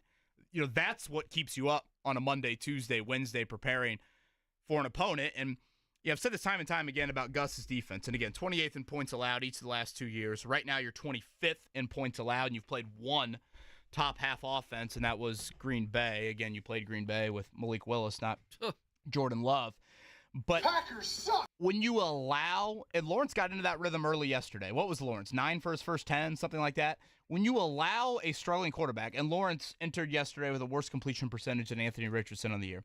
When you allow those quarterbacks to get into these early game rhythms, now you're instilling confidence. Now you're instilling belief. So when Jacksonville decides to dial up, hey, let's take a shot to Brian Thomas. That quarterback feels confident, feels ready, feels good. I can hit this throw. Lawrence had been wildly inaccurate on deep balls this season. And what happens? Colts have a coverage bust. Next thing you know, that ball is in perfect stride to Brian Thomas. How great was that ball he threw to Christian Kirk? 2nd in bleeping 24. I know. It's a throw of the game, probably. That's a 20-17 game at that point. I know. The Colts got him backed up. It's 2nd in a million. That is a great opportunity to finally flip the field. The field was always in control of Jacksonville yesterday. You had this great opportunity in a 2nd and 24. What was it, a face mask penalty or something that put him way behind the chains, and you give that up. Again, this is supposed to be a defense that keeps everything in front of them. So, to me, the Gus Bradley hot seat questions are beyond deserved. They have been. It's why I asked Chris Ballard about it at the end of last season for several, I shouldn't say for several years, but certainly in the last calendar year. Something's got to give. You returned all these starters. You pay all this money in the front 7. I get that you're a little banged up right now. not to that nature to allowing 37 points to one of the worst offenses in the league. Yeah, but you said they're banged up. I think that would be the excuse right now is, hey, guys, we're banged up. I mean, we're missing. So tell that to your offense. Listen, I'm with you. Tell that to Dallas last night, which again has 3 sacks and 8 quarterback hits. There is no accountability for Gus Bradley whatsoever. There's none. They do the same thing over and over again. They don't get pressure on the quarterback. They don't try to get pressure on the quarterback. We complain and moan about it, and the same thing happens the next week. Don't you feel like it's a little bit the definition of insanity with this defense? Just a little bit. That's how I feel. Like, to me, put the quarterback stuff aside. Okay, we can agree, we can disagree. Move the quarterback stuff aside. The Manning part of this football team is the defense, is it not? And by the way, I like E.J. Speed. E.J. Speed missed 3 or 4 tackles yesterday. E.J. Speed in the final possession of the game had Bigsby down to a 2-yard gain. Guess what he got? 9.5 yards. You can't have it. I thought the final drive was just so reminiscent of the entire day. It's like, here you are with this golden chance. Your offense is providing you an opportunity to right kind of all your wrongs in one drive there. I mean, hell, if you really stop them with 3 timeouts, you could even maybe get the ball back for your offense. And it was not even like a big play drive from Jacksonville. It's just like, oh, yeah, we'll get 11 here. Yeah, we'll get 5 here. Oh, you're not going to guard Christian Kirk, the most accomplished wideout on our team? Okay, now we're in field goal range. And then they just went into, like, fetal position from there for the final couple little runs up the middle for that late field goal there. So, defensive issues. That's been the name of the game. And this year, it was a run defense early, and lately it's, struggling to inconsistent to bad quarterbacks, however you want to describe them, finding career games against you. Started with Caleb Williams. Justin Fields got it last week, and then Trevor Lawrence. Who's it going to be Texans, this week? Vikings, and Bills, by the way, coming up in the next 5 games. Who's it going to be this week? Is it going to be Tony Pollard? Is he going to have a career day? DeAndre Hopkins rises up like The Undertaker. 212 yards, has 50 catches, or has 50 yards catching. Colts favored. Colts a 1-point favorite here in week 6. All right, more on this upcoming. Let's go ahead with the morning checkdown. The Morning Checkdown, brought to you by Marion University Football, pursuing another NAIA championship this season. Don't miss the on-campus action at Ascension St. Vincent Field. Visit NUnites.com for tickets. All right, if you hang tight, we'll get to your calls. 239-1070. We can dive into that. The Colts losers yesterday. Yet again, they go to Jacksonville. They lose 37-34. That's your final. Flacco, 359. A couple touchdowns in the win. Nearly had the 3rd touchdown there to Alec Pierce. What did Shane Steichen say about his quarterback, backup quarterback, post-game? Here you go. He did great. Obviously, he came out and operated at a high level, hit the big plays when we needed them, especially at the end. I mean, 2-play drive, obviously, to get in there. And then, obviously, the next was another 2-play drive to bang it right back in there to get us tied up there. So, he had a hell of a game. Yeah, again, 37-34, that's your final. I'm looking at Tennessee right now. Currently, you're right, KB, a 1-point spread right now. Colts favored by 1. You're over-under earlier in the week, 42.5 there in Nashville. Chiefs Saints tonight, Monday Night Football, as we close out week 5. Great drama last night after the rain delay. Dak Prescott on 4th and goal converts there for a touchdown over the Steelers. What time did that game end? I went to bed. I'm not saying. I went to bed at half, too. and that was at 11 o'clock. Wow, you made it that long? Yeah. I didn't make it that long. Yeah, some great drama, though, yesterday. Texans-Bills, that was a wild finish as that popped up on CBS after the Colts were done, and boy, Bengals-Ravens. Lamar Jackson is incredible. Lamar made a couple throws that not many guys can make in the NFL. The second one to Lively was pretty damn good. Oh, he stiff-armed the pass rusher and just, he kept running around. I'm like, my God. Filthy. All right, college football, it's been a filthy start to the year in a good way, certainly for those in Bloomington. Kurt Cignetti's bunch, they do it again. A little bit shaky there in the 4th quarter. Northwestern cut it to 27-24, but that was an emphatic finish from there. So now IU heads into their bye week as the first bowl-eligible team. They will now host a game as a ranked team coming up after the bye week. First time since 1993. They have done that, and your conversation about this team potentially inserting itself into the playoff picture is real. Obviously, the schedule is going to increase a little bit, but still, you get Nebraska at home. You get a Michigan team that lost at home. I mean, you've got some opportunities here. Is the Michigan game at home? Actually, no, I think about it. Or is that on the road? I need to check. I don't know off the top of my head. I think it might be home to Michigan at Ohio State. I think you're right. I think that's right, but I'd have to double-check that look. Ryan Walters, should he be on the hot seat, like right now? Yeah. Oh, yeah. Yeah. Usually we hear you're in the Big Ten. You have a lot of money. You get 3 years. You get 3 years. Will he get a third year? I think he probably will, but they're not going to win. I mean, the over-under on them winning another game, it's a half. Do they beat Northwestern? I mean, they're not going to beat Indiana. Can they beat Michigan State? Michigan State just won this weekend. Didn't they beat USC? Not that Lincoln Riley is great or anything, but 184 to 44.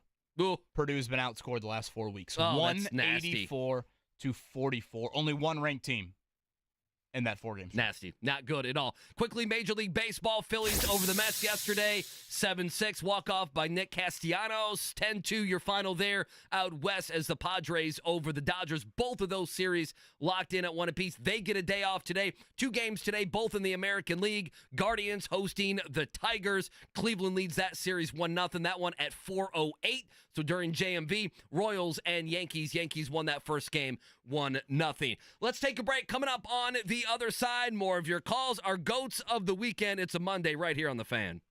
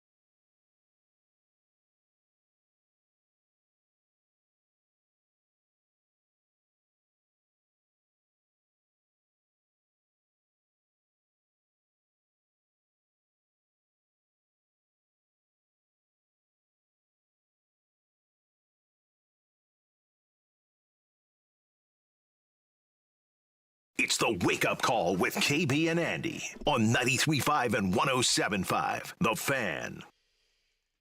Yeah, I thought a big sequence yesterday where things change. You know, Lawrence gives you that gift. He throws that interception to Nick Cross there at the goal line.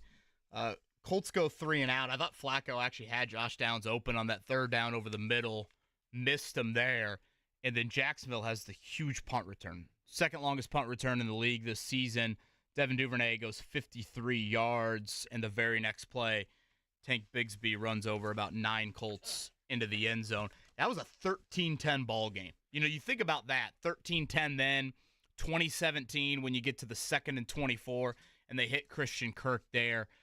Boy, just one. I mean, you're not even asking for an otherworldly play. If 2nd and 24 becomes a 15-yard gain, now it's 3rd and 9, and you still got an opportunity to get off the field. I thought the third quarter there, you kind of forget it was 13-10 at halftime, and you were still very much in that game.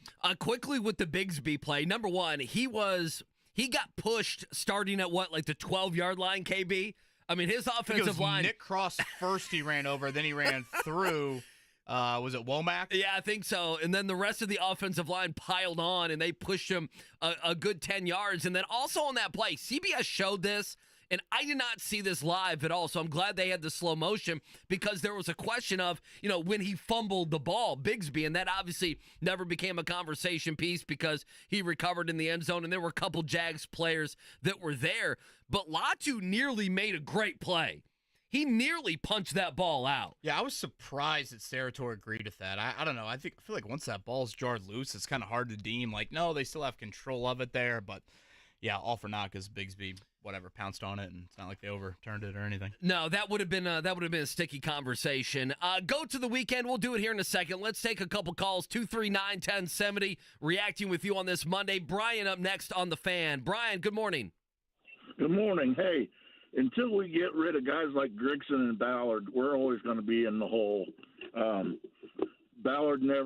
never gave Andrew Luck any help, and I don't blame him for retiring. He took a beating, and then all this spring, all I heard was from the pundits, we need help in the defensive backfield. So where do we get burned? I mean, those guys apparently, I don't understand. They need to get rid of those types. And get some innovative people in here that can build a roster and get us a winner. Brian, thank you for the call. Yeah, to me, it's, again, just so head-scratching that they've banked on Dallas Flowers to be their top outside corner reserve. Again, he is a year removed from a torn Achilles. Frankly, I don't really blame him for the level of play that we've seen. He just doesn't have it. Yeah, he just doesn't. Position, 12 months removed from a torn Achilles, is not a position that you should be playing. Right now, I honestly would probably just play Samuel Womack the whole game as that third corner. Right now, that's what I would do with Kenny Moore seemingly getting back in the lineup. We'll see when that happens. But, yeah, it's every week. If you want to look at it, Stroud had one of the better games he's had in a while, week 1. Certainly very efficient. Obviously, Malik Willis, the ball barely hit the turf. You barely hit him week 2. Again, Caleb Williams, I know yesterday he had a good game. It's not like he's had big passing days early on. Again, Justin Fields, the second highest passing yard total of his career. And Trevor Lawrence yesterday with easily one of the best games of his career. Yeah, I looked at some point in the fourth quarter, Mark, your boy Justin Fields had like 85 yards passing. I mean, did you see how much rain came down yesterday ahead of that game? Oh, that was an ugly one. Lord. At least we got more Jason Garrett on NBC. It was great just to sit back and listen to Jason Garrett break down football. Notre Dame had a awesome. week off, so you didn't have Jason Garrett in my life. And I got annoyed that the Steelers have like 3 of their next 4 games are nationally televised. I'm like, we get more Steelers again. And yesterday, I think secondary-wise, on the 2 big plays, Brian Thomas for 85 yards. Clearly, Dallas Flowers and Nick Cross had some sort of confusion there. You go over to the other side for the big play to Christian Kirk on 2nd and 24. That was Jalen Jones and Julian Blackmon. Right. Then I think it was a 3rd and goal touchdown, that pass that Lawrence rifled to that tight end. Again, Blackman's looking at guys after the play like, what happened here? Well, he was yelling at Flowers specifically. I don't know what happened, but that's who he was yelling at. And again, like that stuff is kind of what you're getting at of just like this back end confusion there. Guys are a little banged up, so now you're throwing guys in there that either have barely played, et cetera, et cetera. All of this comes back to the root of many, many offseason conversations about the secondary questions for the Colts. 239-1070. Dave up next on The Fan on a Monday. Dave, good morning, man. How are you? I'm good. Hey, listen, you guys. I'm kind of a casual fan, and like not like you guys that are really knee deep in it. But and this isn't supposed to be a funny question at all. But who's running the Colts? You know, I know Mr. Irsay's had some problems, and like I said, I'm not trying to be funny at all. But I'm a small business owner, and you know, our saying is, "Don't tell me about the storm, just bring the ship into harbor." And I don't see anybody running this thing. You know, the results are the same results as we've seen over and over. And you guys have said, you guys have said, you know, we need cornerbacks. Well, they didn't get cornerbacks. We need to have somebody else drafting. So I'm just curious who you guys think is really running the Colts. Yeah, Dave, thank you for the call. I actually think it's a pretty fair question on, like, okay, where are we at right now? And Andy, you kind of hinted at this earlier. Dave referenced a little bit more Irsay and ownership, but like, again, who's making the call on Gus Bradley? Because technically that is a Frank Reich, you know, Chris Ballard hire, and then Shane Steichen, who had history with Gus with the Chargers. Right. He maintains him on his staff. Again, Chris Ballard was not a fan of the 3-4 and Chuck Pagano. Like, he wanted to see a four-man front. You know, he made kind of the Eberflus hire, if you remember, and said, you know, Josh McDaniels, this is going to be your defensive coordinator. So then Frank, it's weird. You could look at it and say, in a way, Ballard has hired each of the last two defensive coordinators. So again, is this more of a Ballard call or a Steichen call? That's one. And then as far as ownership is concerned, you know, I still ultimately think anything high end, and I'm talking GM, head coach, etc., it does fall on the plate of Jim Irsay. But, you know, certainly you see Carly, Irsay Gordon on the sidelines every single game. I probably see her at practice seemingly every day. So she is involved big time day to day, and I think trying to be more and more involved, you know, football side heavily here, as, you know, that transition at some point will obviously come. So how many general managers hire multiple defensive coordinators in a row in the NFL? And again, I'd love to know. I don't know the answer to that. You know, you can look at the Chris Ballard resume and you can look at it and be like, wait a minute, year 8, what blackmail does he have?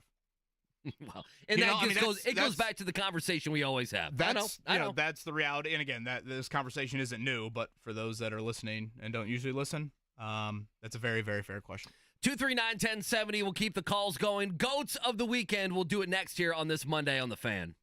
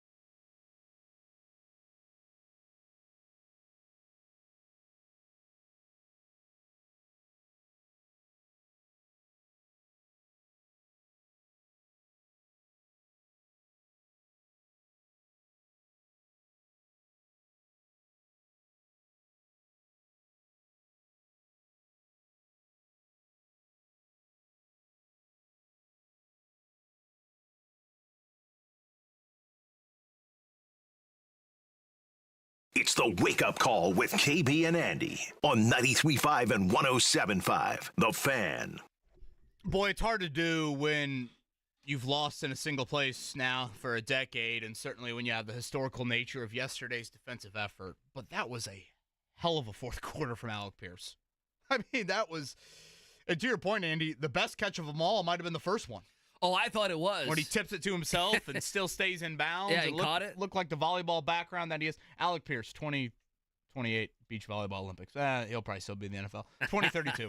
Who's the former player, the Chase NBA Budinger. guy? Chase Budinger, yeah. Him and Alec Pierce on a team. Hey, listen, I'm fine with it. And then the speed. I mean, it's just you have to take more chances to him. You know, he was not targeted in the first three quarters. And he was only targeted, I think it was 2 times each the previous 2 games. You are at it's almost a target a quarter for me with Pierce. Because you know what we've yet to see with him yet? The panic from the DB. Like, the 40, 50-yard defensive pass interference penalty is going to happen. You know, he's actually had that happen to him. I would say several times in his career, even Matt Ryan in those days. So he's just making unbelievable catches right now down the field. At some point, though, these DBs are going to either be in position to where they think they can make a play, and then all of a sudden they just panic. And now you've hit the big pass interference penalty on that. So, just unbelievable from Pierce yesterday in that fourth quarter. It's really a shame we won't remember it more. No, probably not. Speaking of pass interference, you guys watched the London game? How many flags they threw on Justin Jefferson? I was calling him Jordan Jefferson. He used to be the quarterback at LSU. I didn't watch much of it. It's unbelievable. Stephon Gilmore, though, calling game. Yeah, he did call game, but my God. I mean, every single time that a Jets corner whispered near Jefferson, they threw a flag down the field. He didn't have many catches, or he only had like 60 yards, I think, catching, passing or receiving, I should say. But my goodness, he probably drew, I don't know, Mark, if you watched it, he probably drew 4 offensive or defensive pass interferences on Sunday. I've never seen anything like it.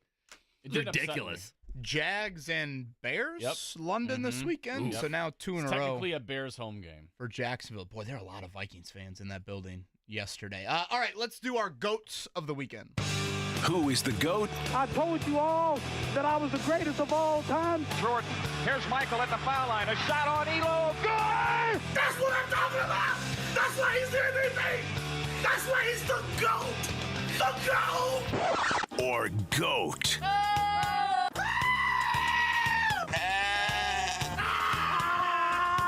This guy sucks. Of the week. Boys, I'm going to be selfish. I'm going to go first. Go ahead. It is the greatest thing I have seen ever in my history of watching college football. The Vanderbilt student section, the execution, the commitment, the passion.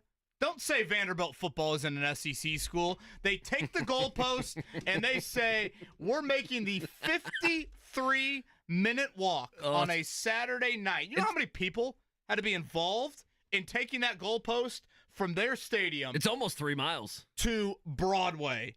What an unbelievable moment. Shout out to Diego Pavia, the quarterback. Shout out to Clark Lee, plus 23.5, former Notre Dame defensive coordinator Clark Lee. They lost to Georgia State a few weeks ago.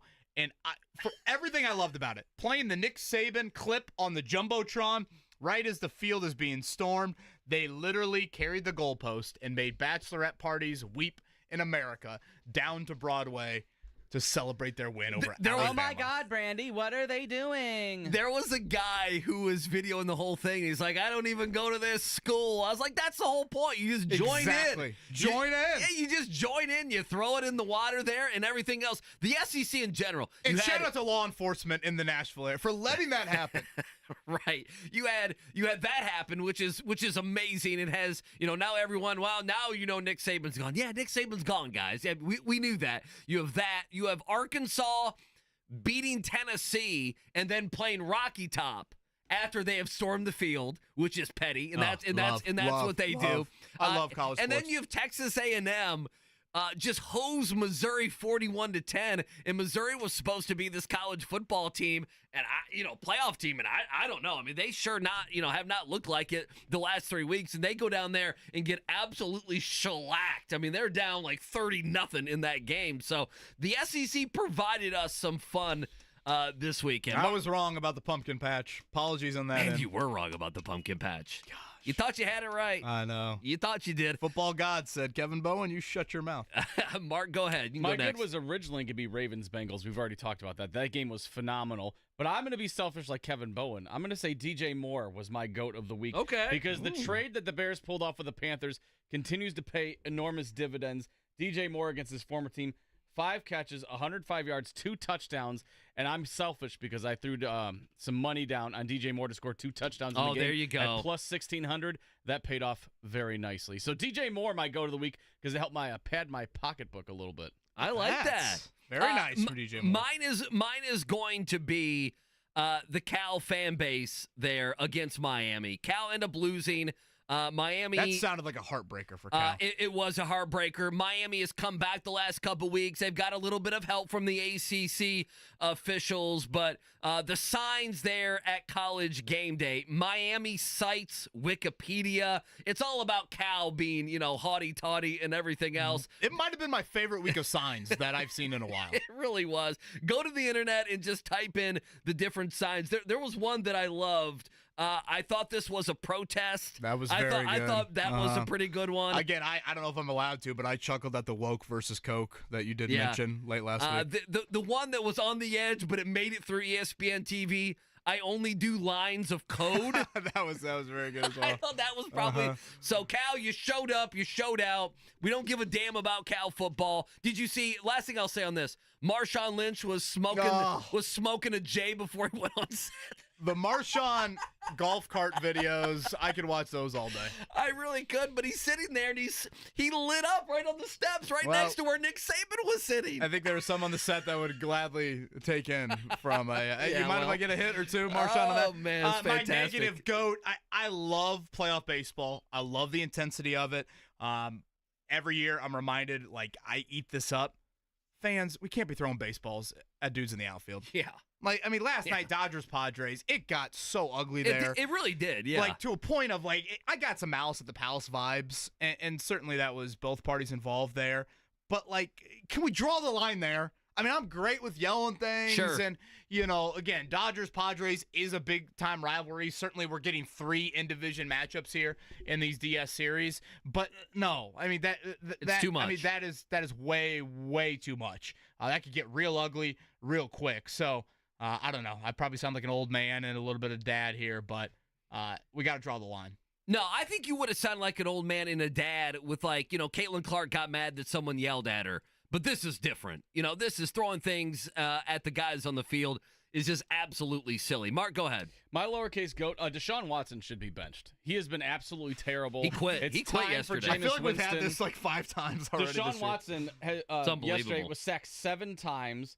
They got routed by Jaden Daniels and the Commanders.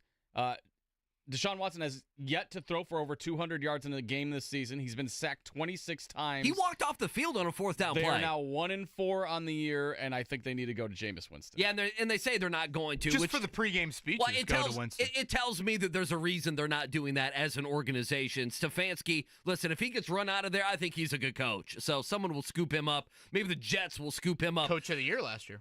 Yes, he was. Mine is simple. So the football's had this issue early on in the season, in pro football, but especially in college football. You guys have seen it, that whenever there's a touchdown or a first down or a big play, the guys act like they're shooting guns. Or they lift their shirt to where it shows that there's a gun. Josh Downs for you. Well, I want to get to that, and I understand it. You don't want to do that.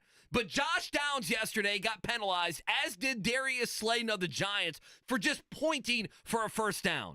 I understand that we're putting too much on the ref's plate, but we have eyes in the sky in New York who can tell if a player is wobbly after getting up from a big hit, or they don't, like the Buffalo Bills yesterday. But we can't understand the difference between a guy doing a machine gun or, like Josh Downs did, simply pointing first down. It's such a weak call. If you're going to penalize that, you got to penalize the right thing.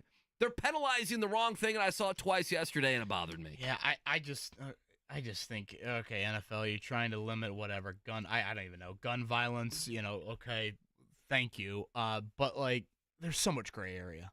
You watch Downs. It's like, oh boy, Alan Lazard's machine gun celebration, slightly different than what Josh Downs did yesterday. I mean, say. It's unbelievable. Yeah, it just seems like, boy, there are a lot of other things they should probably do. Slayton got in trouble, too. He got a first down and literally pointed first down. It was just like Josh Downs. Again, when you do the point with 2 fingers or whatever, it can look a little gray area. It's like... It's silly. Yeah, other things to police. I think you can still put a sword away, though. I'm not sure if that's allowed or not in the NFL. Big DB thing. That's what I figured. A lot of swords being put away. 9 o'clock hour, 239-1070. We'll get to headlines. We'll get to your calls and more conversation as the Colts go to Jacksonville and lose. Appreciate you hanging out with us on this Monday. 93.5, 107.5 The Fan.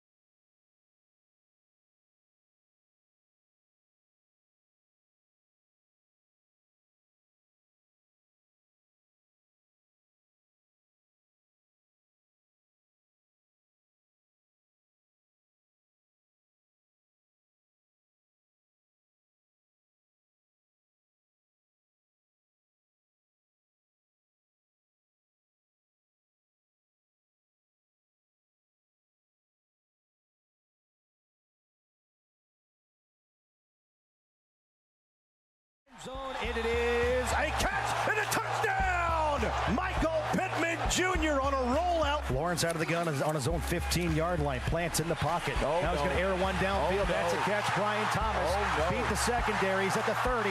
He's at the 20, 10, 5, touchdown. 85 yards to Brian Thomas, and the Jaguars have the lead. And here's Tank Bigsby. He's bouncing off of tacklers. He's inside the 5, and he's going to cruise into the end zone from 19 yards away as he just kept going. He just kept going. He did that a week ago. He is the inside thruster. Lawrence goes out of the gun, plants in the pocket, taking a shot downfield, and that's a catch at the 40. They're at the 30. Jaguars at the 25. That's Christian Kirk. Under center's Lawrence. And he quick pitches left side to Bigsby. He has to turn it up, and he's got a first down. Still going. He's at the 50, 40. He's at the 30, down the near sideline. 20, 10, 5, touchdown. 60 yards. He has killed us. Colts down by 7, 34-27. Joe Flacco in the shotgun formation. Play action. Good protection. Walks it downfield for Alec Pierce. He's got it. 30. He's at the 20. Down the far sideline. 10. 5. Touchdown. I-N-D-Y. Alec Pierce with fireworks in the fourth quarter. Holy my. Alec Pierce. Yes, sir. Lawrence backs to throw. Gets it out quickly. That's a catch inside the 40-yard line. Then going out of bounds are the Jaguars. On the reception is Christian Kirk. His momentum takes him out of bounds at the 31-yard line. First down from there. And now the Jaguars are indeed in field goal range. We're tied at 34. Snap, placement, kick is on its way. Has plenty of leg, and it is right down the middle, and it's good. And the curse continues here in Jacksonville. Same song and dance. Same kicking and screaming, same crying and sobbing, same song. Boy, those lyrics from Marshall Mathers pretty fitting. As Mark Dykton with another re-entry here, putting a bow tie on yet another loss in Jacksonville. It was amazing. CBS came back from one of those quarter breaks, and they showed the entire stadium. I mean, there's like a couple hundred people in the upper deck. And I'm like, this is the place they can't win at? Like, this ain't Arrowhead. It's a rough fan base. It's not Renegade. No, it's you not. know, that you see last night. It's not going to Buffalo. Seattle. Was the pool occupied? Yeah, I know. We didn't. Did we get a pool shot yesterday? I didn't see a pool shot at all. I didn't see a pool shot. I wanted to see a guy in cargo shorts in the pool. Yeah. Come on, what are we doing? It's Jacksonville. Unbelievable. Yeah, Nick says here Rick Venturi should be the defensive coordinator over Gus Bradley. Yeah, I mean, it's certainly paycheck. reached that point. Again, we've talked a lot about what happened yesterday. Certainly a historically bad defensive effort. Offensively, great start, great finish. The lulls in the middle there contributed to it. But I think ultimately, Andy, it was just another game where, hey, you're struggling. You're in a slump. Come play the Colts. It's a retreat. Here, come over here. Visit us for a few days. When's the last time you went on a retreat somewhere? Senior year of high school. Yeah. You got a midlife crisis? Come visit us here in the middle of nowhere for the next 3 days, and you'll be refreshed and ready to go. That's what Trevor Lawrence has seemingly gotten with the Colts a lot. It is unfortunate that the Colts defense and Gus Bradley seem to be the NFL version of the slump buster. I'm expecting Will Levis and or Mason Rudolph, whoever the hell plays. I text my buddy. Wait, she's still at the bar at 3 a.m.? Well. Exactly. I text my buddy does sports radio in Nashville, and he goes, for the first time ever, Vanderbilt won the day. Vanderbilt won the weekend. That the Titans are so bad and stinky that people are talking about Vanderbilt football, who, as you said a couple weeks ago, lost to Georgia State.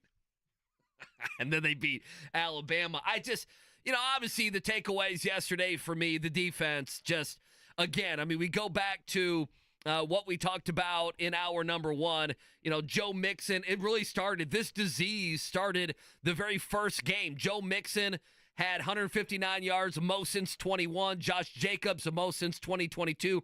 He had a $151 in week 2. Caleb Williams threw for a career high. Justin Fields, who didn't even in the fourth quarter have 100 yards passing last night. He had 367 yards. And then, Trevor Lawrence. And then the other stats, I saw James Boyd put him out. Jacksonville hasn't scored 20 points in a game all season. It's the highest yards per play that they've had as a franchise since 1998.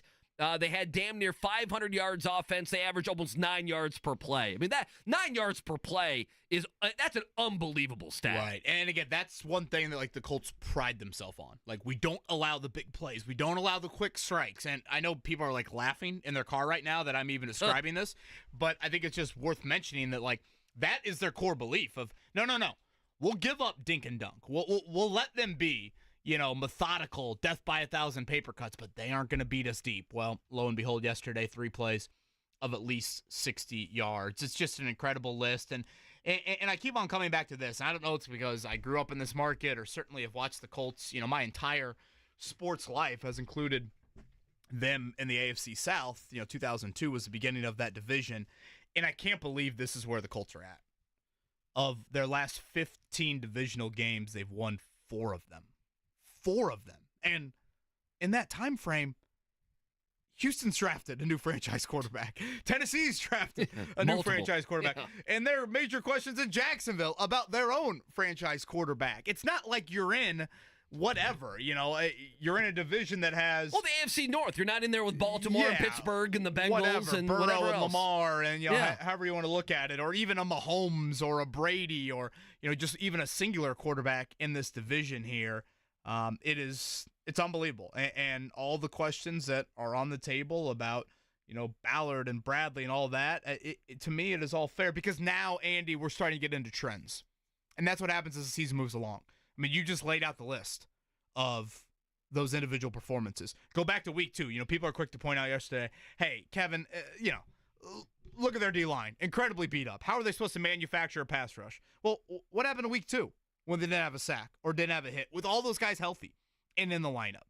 Again, last night I'm watching Dallas. They list all their defensive line injuries, and they're sacking and hitting Justin Fields a whole lot. So as we start to see trends as this season moves along, that's when, to me, these questions that we talk about in September, if these trends are continuing in October as you bleed into later parts of the season, that means all these questions are entirely fair. Sometimes you get in September and you ask yourself stuff, and those questions end up having different answers as the season moves along, or they just aren't realistic questions that need to be asked anymore. But right now, especially defensively, I think all those questions are beyond fair to be asked through 5 weeks, and we'll see how it unfolds. The biggest problem is it's famine. It's like they don't get any pressure on the other quarterback. It's not like they get a little bit of pressure, right? And you can point to, well, there's 2 or 3 possessions, KB in the third quarter, to where they strung things together, right, and they made a bunch of nice plays and they created Jacksonville havoc. Didn't get after Flacco early, but then all of a sudden, late first half, it all changed. They got that big bull rush, and then from there, they sacked Flacco 4 times. Boy, Trayvon Walker's got a lot better since last year. Yeah. Watching him. And listen, that could be the offensive line. That could be those 2 guys being studs, which him and Hines Allen obviously are. I didn't know Josh Allen was one of the guys wearing the helmet either, was wearing the protective helmet that we saw. I mean, I think that's my biggest problem, though, is it's just the disappearing act. And then I even know Zaire Franklin talked about it after the game, just them missing tackles. They miss Another thing many we've seen tackles. A little bit. And okay, is it a wet field? Sure. I didn't think Jacksonville missed anywhere near the amount of tackles that Indy did. No. And then pass rush-wise, it'd be one thing if Jacksonville, again, didn't get after the quarterback, and you could chalk that up. But they did on that same field. And Lawrence, for him to just continually do this to the Colts. If you look at his career, nearly 60 games, the 3, again, highest completion percentage games of his life are against Gus Bradley defenses with the Colts. That is astonishing. And a big message that I had and all week long last week was this has got to be a give no hope game. You step on them early and you make them start to question themselves. You got off to such a perfect start. That first drive offensively, in rhythm, quick tempo, a big third down, Josh Downs on a linebacker, boom. You have the gutsy 4th down call. Great job by Joe Flacco throwing with anticipation there. Michael Pittman Jr. gets in the end zone. Boom, it's 7-0. Jacksonville then drives, though, and they move it. And now they didn't convert on the 4th down, but Lawrence got into a rhythm. And I think the other thing defensively that frustrates me, Andy, is you let these struggling quarterbacks get this early game confident jolt, and then all of a sudden they feel like they can make every throw that's necessary. I agree with you on this, by the way. It's a great point. You saw that Lawrence was a poster child of it yesterday. He starts 9 of 10. Again, he's a 50% passer on the year coming into yesterday. He starts 9 of 10. So now, when they dial up the deep ball to Brian Thomas Jr., he thinks he's on top of the world. He thinks he's the homecoming king.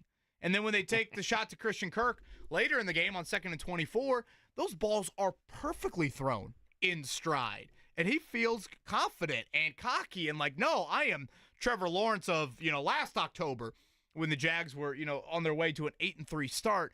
And all of that, and way too often, Gus Bradley coached defenses allow these quarterbacks to feel that early in a game where all of a sudden they're like, yeah, I can write that check in the second half that weeks 1, 2, 3, and 4. I didn't feel like I could write. I'm really disappointed in that defensive performance yesterday. I am. 2nd and 24 is going to be tough to remove from my memory in a long time. And you know what? You brought this up last hour. We'll go to the phone lines here, 239-1070. You brought this up. They had a chance at the end of the game. They had a chance at the end of the game to make it right, and they failed. Even I thought that was a fitting doing final drive. I thought it was too. Missed tackle. When you finally do blitz, the second or third time you blitz the entire game, what happens? Christian Kirk is wide open. It's a combination of bad scheme, coach that nobody believes in right now, and then you compile all of that with the injury bug that they have, and I know me and you probably differ on that a little bit.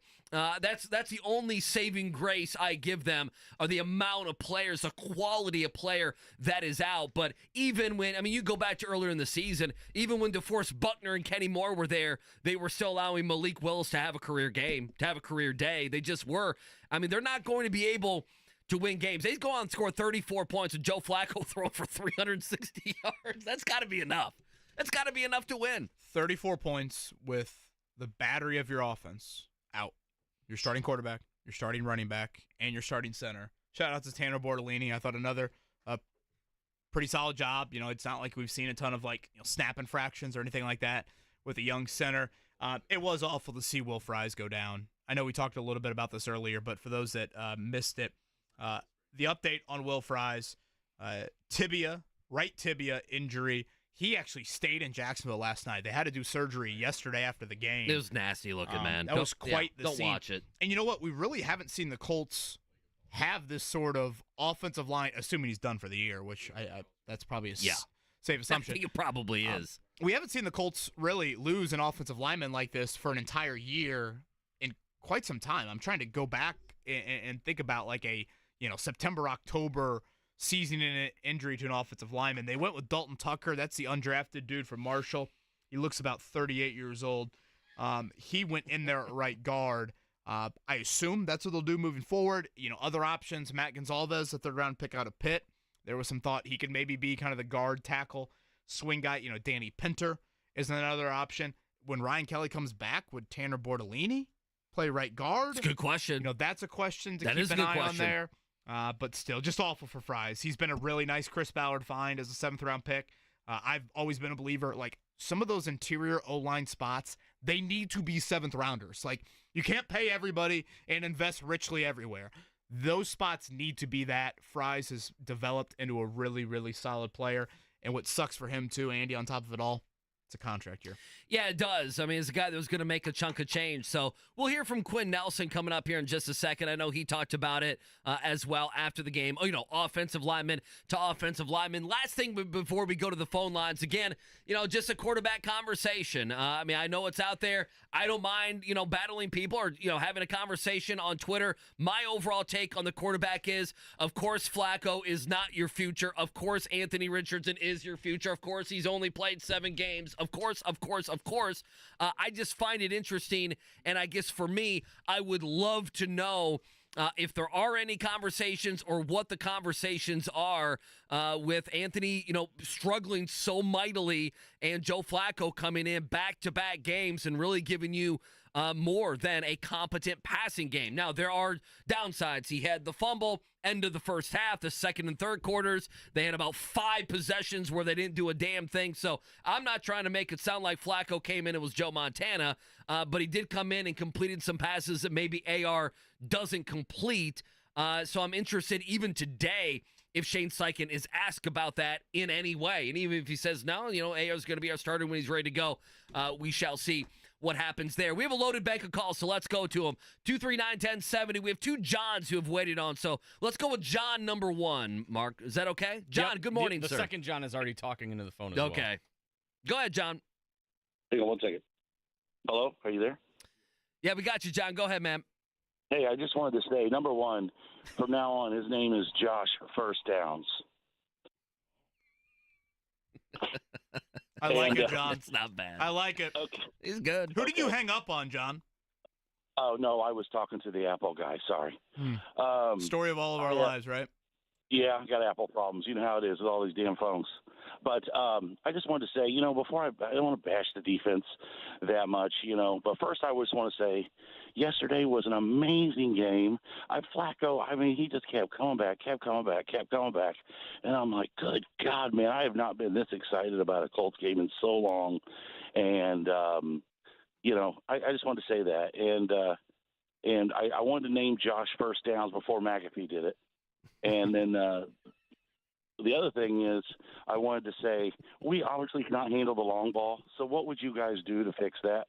And thanks for taking my call. John, good luck with the Apple issues. What do you say about the long ball? He says we can't handle the long ball. The defense is supposed to literally only handle the long ball. Yeah, that's supposed to be the strength there. Oops. I guess what? Nico Collins burned the Colts for week 1. Have we seen the big those were huge yesterday. The Brian Thomas touchdown was the second longest play in the history of the Jags. Oh, was it? He's good, man. Yeah, he's very good. He's just a good player. I just think he's a good player. I was high on him coming out of LSU, but, and we'll see exactly what happens. And maybe that's not the best play because it's a broken coverage and all he has to do is catch and run. But I just think he's a good this was a good young wide receiver crop that we're going to come back to and revisit. Keon Coleman had a touchdown yesterday for Buffalo as well. So a bunch of good young wide receivers. Do you see Josh Downs did the big first down salute did he? later in that drive? So he had the 3rd and 6. Call. I love that from Shane Steichen on that. 3rd and 6, bring Downs in motion, get him on a linebacker. Boom. You found him there. Let's go to the other John. John, good morning. Hey, with all due respect to the first John, I am going to bash the defense. What's the definition of insanity, guys? It's Agreed. Doing the same thing over and over and over and over again and expecting different results. Don't have the personnel in the secondary. When the pass rush is totally non-existent, this is what you get. There's some picture floating around Twitter of Dallas Flowers with just like both arms outstretched trying to reach Thomas Jr., and it was some comparison to like Will Levis, like, oh, he's got Will Levis beat, because you've seen the last couple of weeks, like the embarrassing pictures of Will Levis trying to make these ridiculous, stupid plays. And that's kind of what it is with the Colts secondary. I mean, this is what you get. This is what you get in Gus Bradley's scheme going back the last couple of years. Struggling quarterback like Trevor Lawrence, who hadn't won in his last, 9-10 starts. Just play the Colts. It's so easy. You know what you're going to get. It seems like there's no preparation, there's no flexibility, there's no adaptation, and it's so exasperating on a day when Joe Flacco, Kevin Durant was tweeting about Joe Flacco, and he's like, no matter where he plays, Joe Cool's going to hoop, and that's exactly what he did. John, here's what he did. Way to lose. Kevin Durant said, "Thank you, John, for the call." He said, "Put Flacco anywhere, and he's going to hoop." Flacco's the story. Durant, a Baltimore guy, right? Is that his love for Joe Flacco there on that end? I guess he is. Did you see that picture, by the way? I tried to show you. Here's the picture. It looked like me chasing after Max Bone in the parking Dallas lot. Flowers. He was doing a Superman impression. Literally. Hell of an effort there by Flowers. I feel bad for Flowers. He shouldn't be out there. John just said, just play the Colts. You know it's going to be easy. Like that, if you could boil down the Gus Bradley preparation experience to one item, that, to me, is the most frustrating. And this is where I've always been confused, and this gets into a conversation we had earlier, Andy, of who wants this defense? Chris Ballard or Shane Steichen? Why did Shane Steichen go full gamesmanship with Anthony Richardson all last week? I told you Thursday morning on the show, Andy, I see no signs of Anthony Richardson playing in the game. Right. Why did Steichen carry that out through Friday's press conference? For preparation. Because he wants to put seeds of doubt into Jacksonville. Yet, when the Colts have opponents prepare for them, their defense doesn't do the same thing to other teams. Brian Callahan and the Titans, they will not do that. They will not have that stress on them going into this game. Remember last week when I was like awkwardly intrigued by the Justin Fields post-game quote of that errant snap situation? Yeah, we talked about like Wednesday, I think. When like Fields said, hey, that's on me. I had trouble IDing the Colts defense pre-snap. They were changing their look. I wanted to get a final last-second glimpse of what the picture was going to look like. We had confusion, and it led to an errant snap. The reason why I was so excited about it was because they don't do that enough. It's not enough of a pre-snap disguise. Week to week, you don't know what's going to happen. Hey, this week it might be heavy Jalen Carlisle in base. This week, Latu might be moving around here, or things like that. That's what to me is so frustrating. Of when John just lays out there, just play the Colts. You know it's going to be easy. That is largely the thing defensively. I would argue that prepping for the Colts defense, if you rank the defenses 1 to 32. It's one of the least stressful of any in the league. Oh, it has to be. I've talked to NFL coaches that have said that before. Yeah, and that's Well, I mean, Shane, I'll go back to what I said, and we have loaded phone lines, 239-1070. Shane Steichen is an aggressive coach, and he does not have an aggressive defense. On offense yesterday, he's going forward on fourth down. On offense yesterday, he's at the end of the first half, and he's pressing the issue. And we're fine with those things, and we like those things, and we applaud those things when a coach has the fortitude to go out there and go for it on fourth down, or some of the deep shots they took because they had to, of course, in the fourth quarter. And then you just, I mean, all of the the game planning and to try to trick the defense and aggressiveness that you see on the offensive side of the football, KB, you don't see it on the defensive side of the ball. And I would love to know if come on, if Shane Steichen wants Gus Bradley to be his DC, or if he's had to be tied, if he's had to be married to Gus Bradley now for a couple seasons, because this defense yesterday, if it would have played a B- game, they would have went to Jacksonville and won that game. And that's a matter of fact. They would have won that game had that defense been better. Paul up next on the Fan on a Monday. Paul, fire away, buddy. Good morning, fellas. How you doing? Good. Great, Paul. Great to hear your voice. Glad the weather's good for the mail route. I'm off today, so, but yes, it's beautiful. Anyways, I am sick and tired of hearing Shane Steichen say, we've got to clean this up and we've got to fix it. It's broke. He needs to do something as far as Gus Bradley is concerned. We need to get after these quarterbacks early in the game. I don't understand for the life of me when you had a quarterback who was one of the worst quarterbacks playing this year, sit back, rush 4 or rush 3, and let this man get comfortable like he always has against the Colts in Jacksonville and tear us apart. There is no excuse for that. You should have got after him earlier, especially with the players that's missing on defense. You don't want to leave those corners back there on the island all by themselves for that long. You get after him and you disrupt their game plan. But what did we do? We let him get comfortable, and then he tore us a new one. I don't like it. I don't like where this defense is headed. And if they continue down this path, Shane Steichen is going to find himself looking for a job. It's just like Gus Bradley. 28 in points allowed each of the last two seasons. As I get choked up thinking about it. 25th this year, Andy, and they've played one top 15 offense so far, and that one offense is Green Bay, which with Malik Willis. We can acknowledge Malik Willis. Green Bay is not Jordan Love Green Bay. Here's what's happened. Here's the difference. I am no longer blaming Gus Bradley. This is a Ballard and Steichen issue now.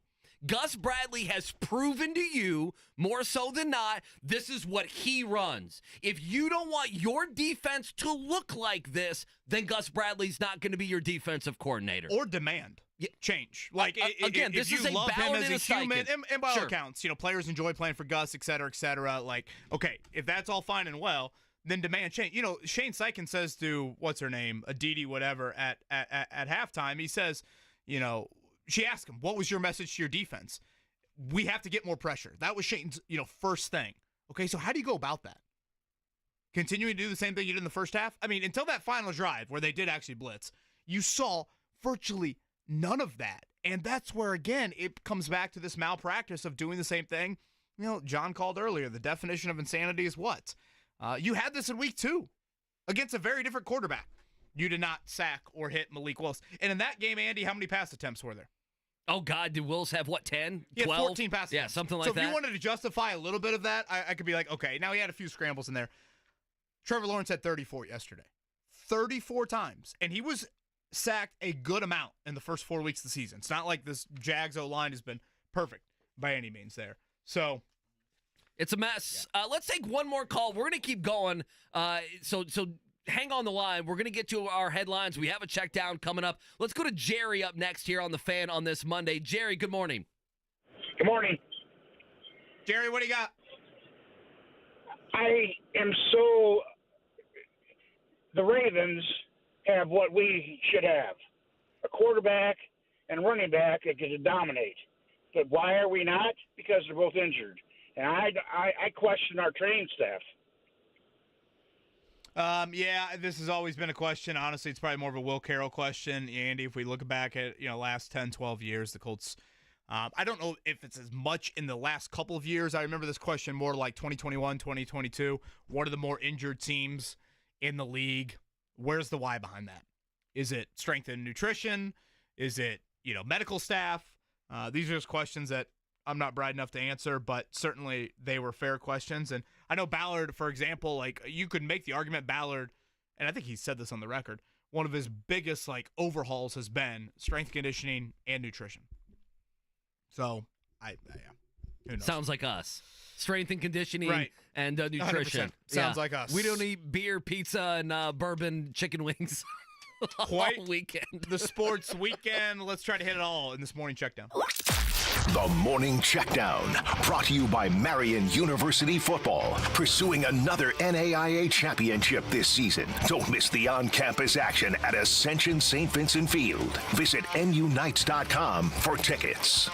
We'll keep the calls going. We got our headlines as well. Let's get to a morning checkdown. We all know by now, 37-34, that's your final yesterday in Jacksonville. The Colts go on the road, and they do what they do in Jacksonville, and they lose a tough one. Let's hear from some guys that we have not heard from this morning. Zaire Franklin, after the game, obviously vocal on the defensive side of the ball. Hey, the D just needs to be better. I mean, just got to lock in and focus. I mean, we know we're better than the performance we put out today on all three levels. So we just got to, get back to the basics, lock in, and go week of preparation and move forward. All right, so there's Franklin. He did say, the missed tackles made Bigsby look better than he was. I like Zaire Franklin, but I think it's more of a Colts need to look in the mirror a little bit more than worry about how good someone else is. Quinn Nelson yesterday quoted with the Will Fries injury. He was asked about it. He was emotional post-game as well. The whole team respects him and appreciates him and what he gives every single day and the way he goes out and fights and performs on Sundays. And, yeah, I truly admire just everything about him. Titans coming out of a bye. They will take on the Colts. Colts will play teams off a bye each of the next 2 weeks. We'll see where Will Levis is at from a health standpoint. Lions said they're going to stick with him. So it could be Will Levis here, and we'll see about Anthony Richardson coming up in Week 6. All right, college football from this weekend. How about those Indiana Hoosiers? First bowl-eligible team in college football. They pull away from Northwestern late, 41-24. That was a hell of a fourth down grab for a touchdown by Miles Cross early in that one. I don't know about you. Northwestern needs to find a way to add 5,000 more seats, and that needs to be their permanent stadium. I'm kind of with you. Rules. It really does. It's charming and also very funny in Northwestern all at the same time. Right, which is perfect. It's great. Vanderbilt needs that stadium too to get goal. You imagine them taking goalposts down to Lakeshore after the game. Remember Vanderbilt last year? Remember they had their jumbotron that was hanging by a crane. Remember that last year? Yeah. Oh yeah. I did. Forget about that. It'll be a bye week for Kurt Cignetti's bunch, and then when they come back, they will host a game as a ranked team for the first time since 1993. It has been quite the special start here in Bloomington, and the exact opposite, you could say, in West Lafayette. Ryan Walters' disastrous second season continues. They get walloped at Wisconsin. This is not Jonathan Taylor's Camp Randall either. 52-6 to a Wisconsin team that is not, I don't think, is very good. In the last 4 weeks, Purdue's been outscored 184-44. Not good. I saw their corner, Marcavius Brown, was basically booted from the team, and then they say, well, he could come back next year. I'm like, yeah, I'm sure. And both parties, that's exactly what's going to happen. And a lot of decommitments after the firing of their OC and just their ineptness from a football program. Yeah. So Mike Pavinsky and company, good luck. Some tough decisions, I would say, here. 2 games today, Major League Baseball, but let's go back to yesterday. Phillies over the Mets 7-6. That series tied at 1 apiece. Dodgers fall to the Padres 10-2. That one also 1 apiece. You have Tigers, Guardians, Royals, Yankees today, that beginning at 4 o'clock. You got anything else? Yeah, Pacers fan jam yesterday. Looked like a nice turnout out there. Andrew Nemhard, very good in that. Looked like Benedict Mathern struggled a bit shooting the basketball. We'll talk with Rick Carlisle coming up tomorrow. Get their first preseason game tomorrow. Now, if I have this right, Pacers Hawks in Atlanta will be available on NBA TV if you get it via the Bally South broadcast. So the Hawks version of Chris Denary, Quinn Buckner, etc. You'll get that on NBA TV. Why don't they simulcast that on Bally Sports Indiana? Like, I don't get NBA TV, but I get Bally Sports. Yeah, I have no idea. Listen, man. Who should I be mad at for that? You're asking too many questions, man. Just the whole thing is silly. I don't have an answer for it. I know me and Mark Dykton don't have to do an illegal stream tomorrow, though. Nope. So you guys are NBA TVers? We have YouTube TV. YouTube TV comes with NBA. Yeah, TV. So we have NBA TV, but it's always obviously no been blacked local out. blackout. So you guys are good. Yeah, we're good to go. No local blackout. So 4 games in the preseason. If you guys, sounds like you'll watch 3 of the 4. Thursday's game doesn't sound like any TV. That is a road game. And then next week, the 2 home preseason games. Both of those, you'll get Bally, Denary, Buckner, JJ. Coming up after the break, we'll keep the calls going, plus weekend headlines. We got you to 10 a.m. right here, 93.5, 107.5 The Fan.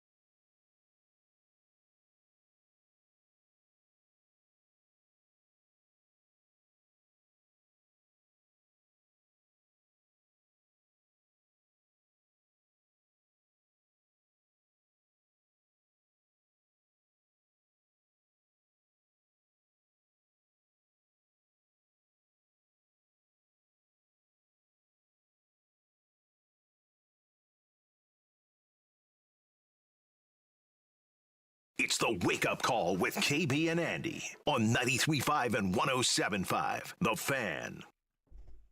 If I could be a hair selfish for a second before we get to our Colts-Jags headlines from yesterday, certainly quite a few poured in. Happy belated birthday to my lovely wife, Madeline Bowen, turning 35 yesterday. So very, very lucky to have her in my life. So happy birthday to Maddie. And did she want you to say that? What? The age and everything, isn't that like a tender subject? She's She's fine, yeah. She's a very, very accomplished and there you very, go. very smart woman. Well, there so you go. I think Well, she'll happy be birthday. totally fine on that end. And a universal, I think we all can get behind this, certainly with the impact they've had in our city. Happy 100th birthday to Riley Hospital. Pretty amazing to think that place has been around now for 100 years. Over 200,000 kids are patients there each and every year. My sister-in-law, Anna Lubbers, works there. Just, I think of all the great things our city has, I'd argue that might be the greatest. So, happy 100th birthday to Riley Hospital, and certainly a big old thank you to James Whitcomb Riley for that. Well, good deal. Did you guys do anything this weekend, or was it more last weekend? You and Mark were talking about it. On Thursday, yeah. Unfortunately, I'm like, sorry, Mads, you mind taking Rosie to the soccer game on Sunday? I've got a little work obligations, but yeah, we went over to her parents last night and had dinner, and that was there you go. A nice evening. Nice. Well, happy birthday. Glad everyone's doing fantastic. Should we hit our headlines? Let's go. Extra, extra! Read all about it! I can't read it. There's no words on it. I'm Ron Burgundy, and this is what's happening in your world tonight. Ripped from the headlines of the newspaper. We'll do it live. Post-game headlines. Thing sucks. All right, boy, this one certainly stood out to me from Indy fan. Gus Bradley updates LinkedIn. In quotes, available. Scotty says Jacksonville where seasons die. Tony Footlong. I don't want to ask where that came from. Says, I hate my eyes. I would agree. Tony Footlong. Ben goes, Braden Smith, Jekyll and Hyde. Yeah, boy, Braden Smith's so good against TJ Watt. Again, only practiced once last week. Is this going to be a thing? They're going to have to battle. Now that he doesn't have his right guard next to him for seemingly the rest of the year. I love this one. We have Joe Flacco. Colts fan says, trust play on the Matt Ryan from, that was a Jacksonville. Was it? No, it might have been a Tennessee game from a few years ago. Colts fan says, trust the process, year 8. That's hard. That one hits. Maybe fitting for the game in Jacksonville, right? Matt goes, Mitchell has scared alligator arms. He gave it the right hand stab, did he not, at the one? Yeah, he did. I got to be honest. One of them I didn't really think anything about, and then I went back, watching the game, and I'm like, yeah, that's not going to be. That's a play where Steichen and Reggie Wayne are going to be all over him this week. This is different than like T.Y. Hilton and Marvin Harrison. They didn't want contact, but they would make the catch and then get down in a, very protective manner. I'm good with that. Like I understand that there are moments where you need to give a little better post catch effort, but you got to catch the football first.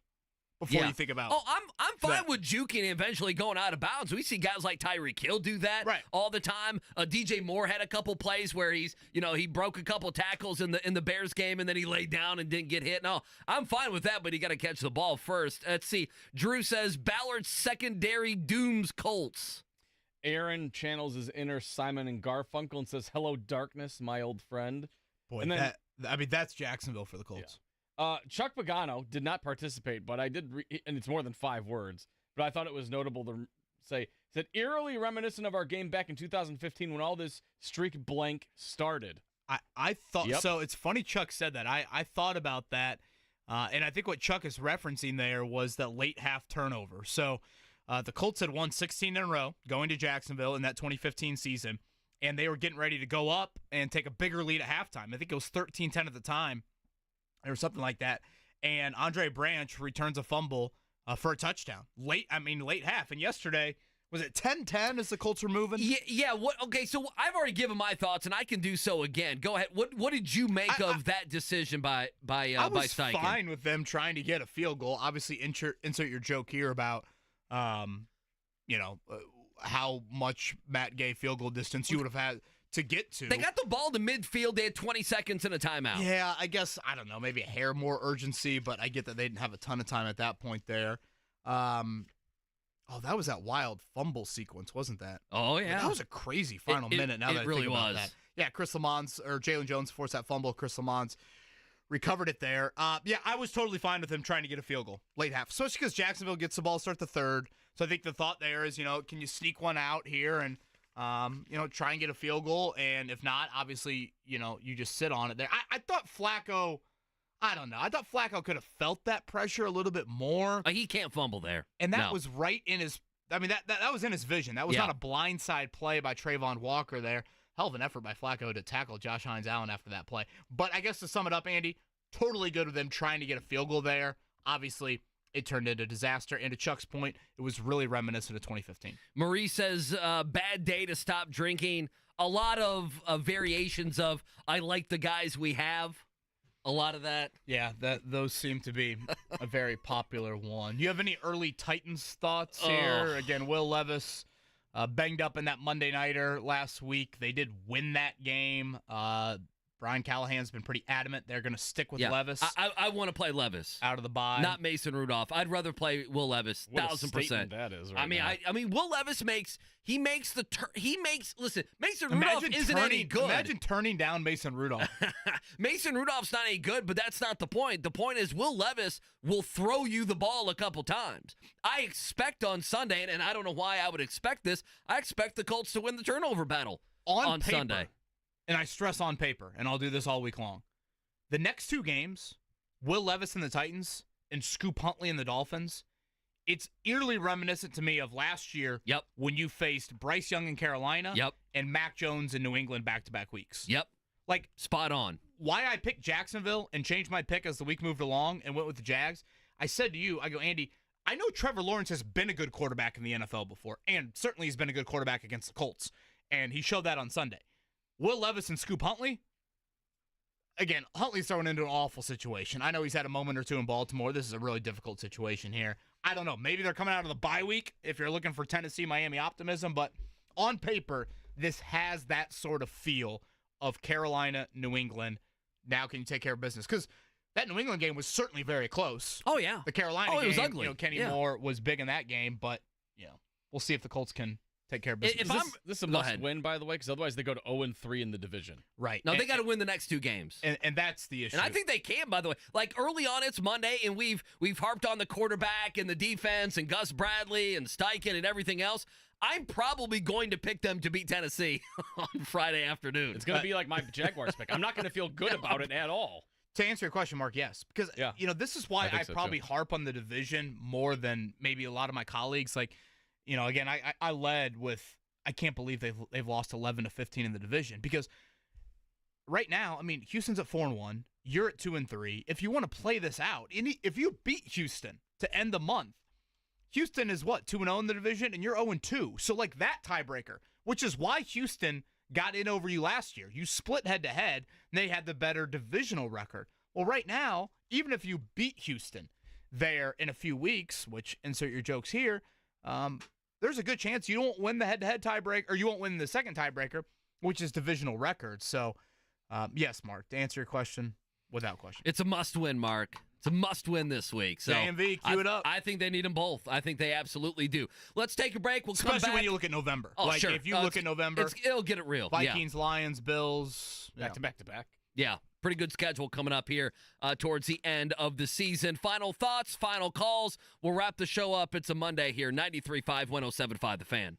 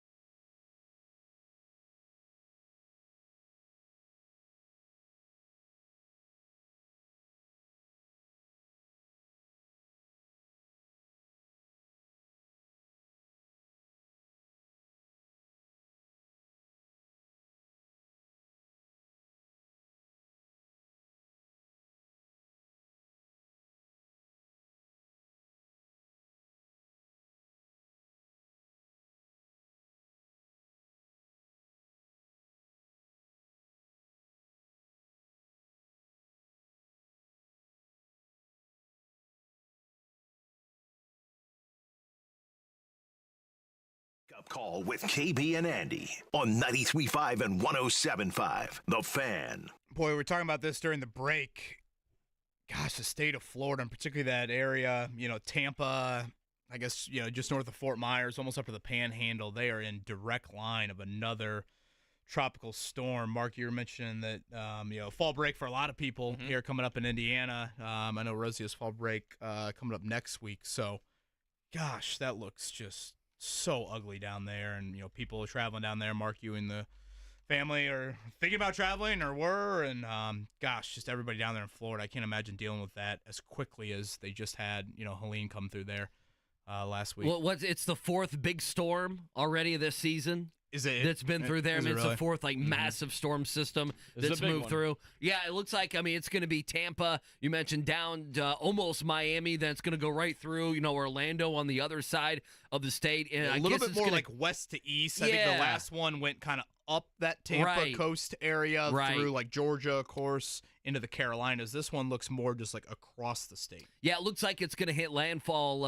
or land, I should say. What about Wednesday afternoon at some point, so that's going to be nasty. Mark, I know you were going there. You might have to reroute to drive the kids somewhere else. Ashley's mother and sister are down there, so we've got family down there that are going to be right in the direct line of impact, so we got thoughts out there for them and all that stuff. But, yeah, we're supposed to go to Florida Friday after the show, and things are kind of up in the air at this point. I see the Buccaneers have already left town, or they're leaving town today. They got the appropriate hotel accommodations. They're going to New Orleans for the week to get away from it, so they didn't want to wait to maybe a Friday or Saturday or have to worry about, obviously the fallout of a big storm like that. So they're going to the Big Easy, and they'll be there coming up, looks like later today or early tomorrow. Saints at Chiefs, right? Tonight? Oh, that game's down at the Superdome, is it? That's an interesting game. I mean, that's a good game. I mean, Rashee Rice, the first time he's going to be out. The first game without him in New Orleans, trying to bounce back. They've been a good offense, but they've also been an up-and-down offense. So I think this is one of those games I'm staying away from betting-wise. So we'll see if the Chiefs can maintain. Oh, no, is it Chiefs at Saints? I thought, well, hang on. I thought it was, is it not an Arrowhead? Yeah, it's an Arrowhead. It is? Yeah. We get to hear how great the Chiefs fans are and everything else. Can't wait for that. Mark, what'd you say? Archie Manning tonight? Belichick, Paul Rudd, and Archie Manning, yeah. That's what you'll get there from a Manning cast standpoint as they're back after a week off. Certainly injury watch will be abundant for the Colts here. Just to remind everybody, last week, Anthony Richardson went through the entire week limited. I would say Friday's practice. I know it happened after our show. It looked very reminiscent of Wednesday and Thursday. Not a lot for Richardson. Now, it did look like, for those that were down there, a pregame, I know CBS had a couple shots of it during the game. It looked like he ramped it up a good amount pregame. I don't think he was close to playing, just to let everybody know on that end. Like, sometimes you see that and like, wait, was he a game-time decision? No. I don't think the Colts were planning on starting him really at all last week, to be honest with you. So we'll see, how that looks as this week unfolds. And then Jonathan Taylor watch. Andy, I think Taylor falls into he needs multiple days of practice. And he did not practice at all last week. He did say that ankle sprain is not as severe as it was back in 2022, but certainly you lacked the potency from your run game yesterday without Taylor. And of course, Richardson plays into that as well. 239-1070. Tom, you've waited over a half an hour. Let's go to Tom quickly in 30 seconds or less. What you got for us? Well, when they showed the sidelines with Flacco, always looking at the iPad, I just thought it was interesting that Ellinger was always sitting next to him. I don't know if Richardson's got responsibilities on the sideline, but why isn't he sitting next to Flacco? I think usually they're all there. I mean, for what it's worth, Ellinger was the backup yesterday. Obviously, Ellinger needs to be pretty in tune to, what exactly is going on there. So then Richardson had the earpiece in, didn't he? Yeah, AR was there. I'm not reading. Listen, Richardson's had issues this year, but that's not going to be one that I'm going to nitpick on. I mean, they showed, late fourth quarter, later in the game, they showed all the quarterbacks there, and Anthony was talking to Joe Flacco, and they were kind of looking at things together. So, to me, that's a non-issue. Yeah, I think in game, your backup does matter a whole lot. So I totally understand Ellinger being right there. I don't know if it's worth pointing out, but they didn't dress Richardson either as the third quarterback. That's a good point. Russell Wilson, we've seen dress for the Steelers. So Does that let you know that Richardson was a little bit more hurt than I think the Colts are maybe letting on? I think that's probably fair. Again, when we had Will Carroll on last week, he told us, oblique is different than hip, and oblique is the injury. So that is a little bit more severe on that end, but still, it seems like there is a chance certainly he could play this week. We have about 30 seconds. Steichen's talking today. What do you expect to be asked of the head coach? Anything? Well, certainly that end. I mean, I at some point this week, I do want to ask him about A.D. Mitchell. I think finishing off those plays or not is probably the better way to put it. And then defensively, we'll see if anything changes on those answers. So, I think that's kind of the base for where I'm coming at it here on this October 7th. Yeah, I know. A.D. Mitchell, he gets lost a little bit in the loss, but he had a couple business decisions he's made, and that's probably up to, 4 or 5 already this season. Well, good reaction. We'll keep it going. JMV at 3, Jake and Jimmy at noon. You miss any of the show, check it out. 107.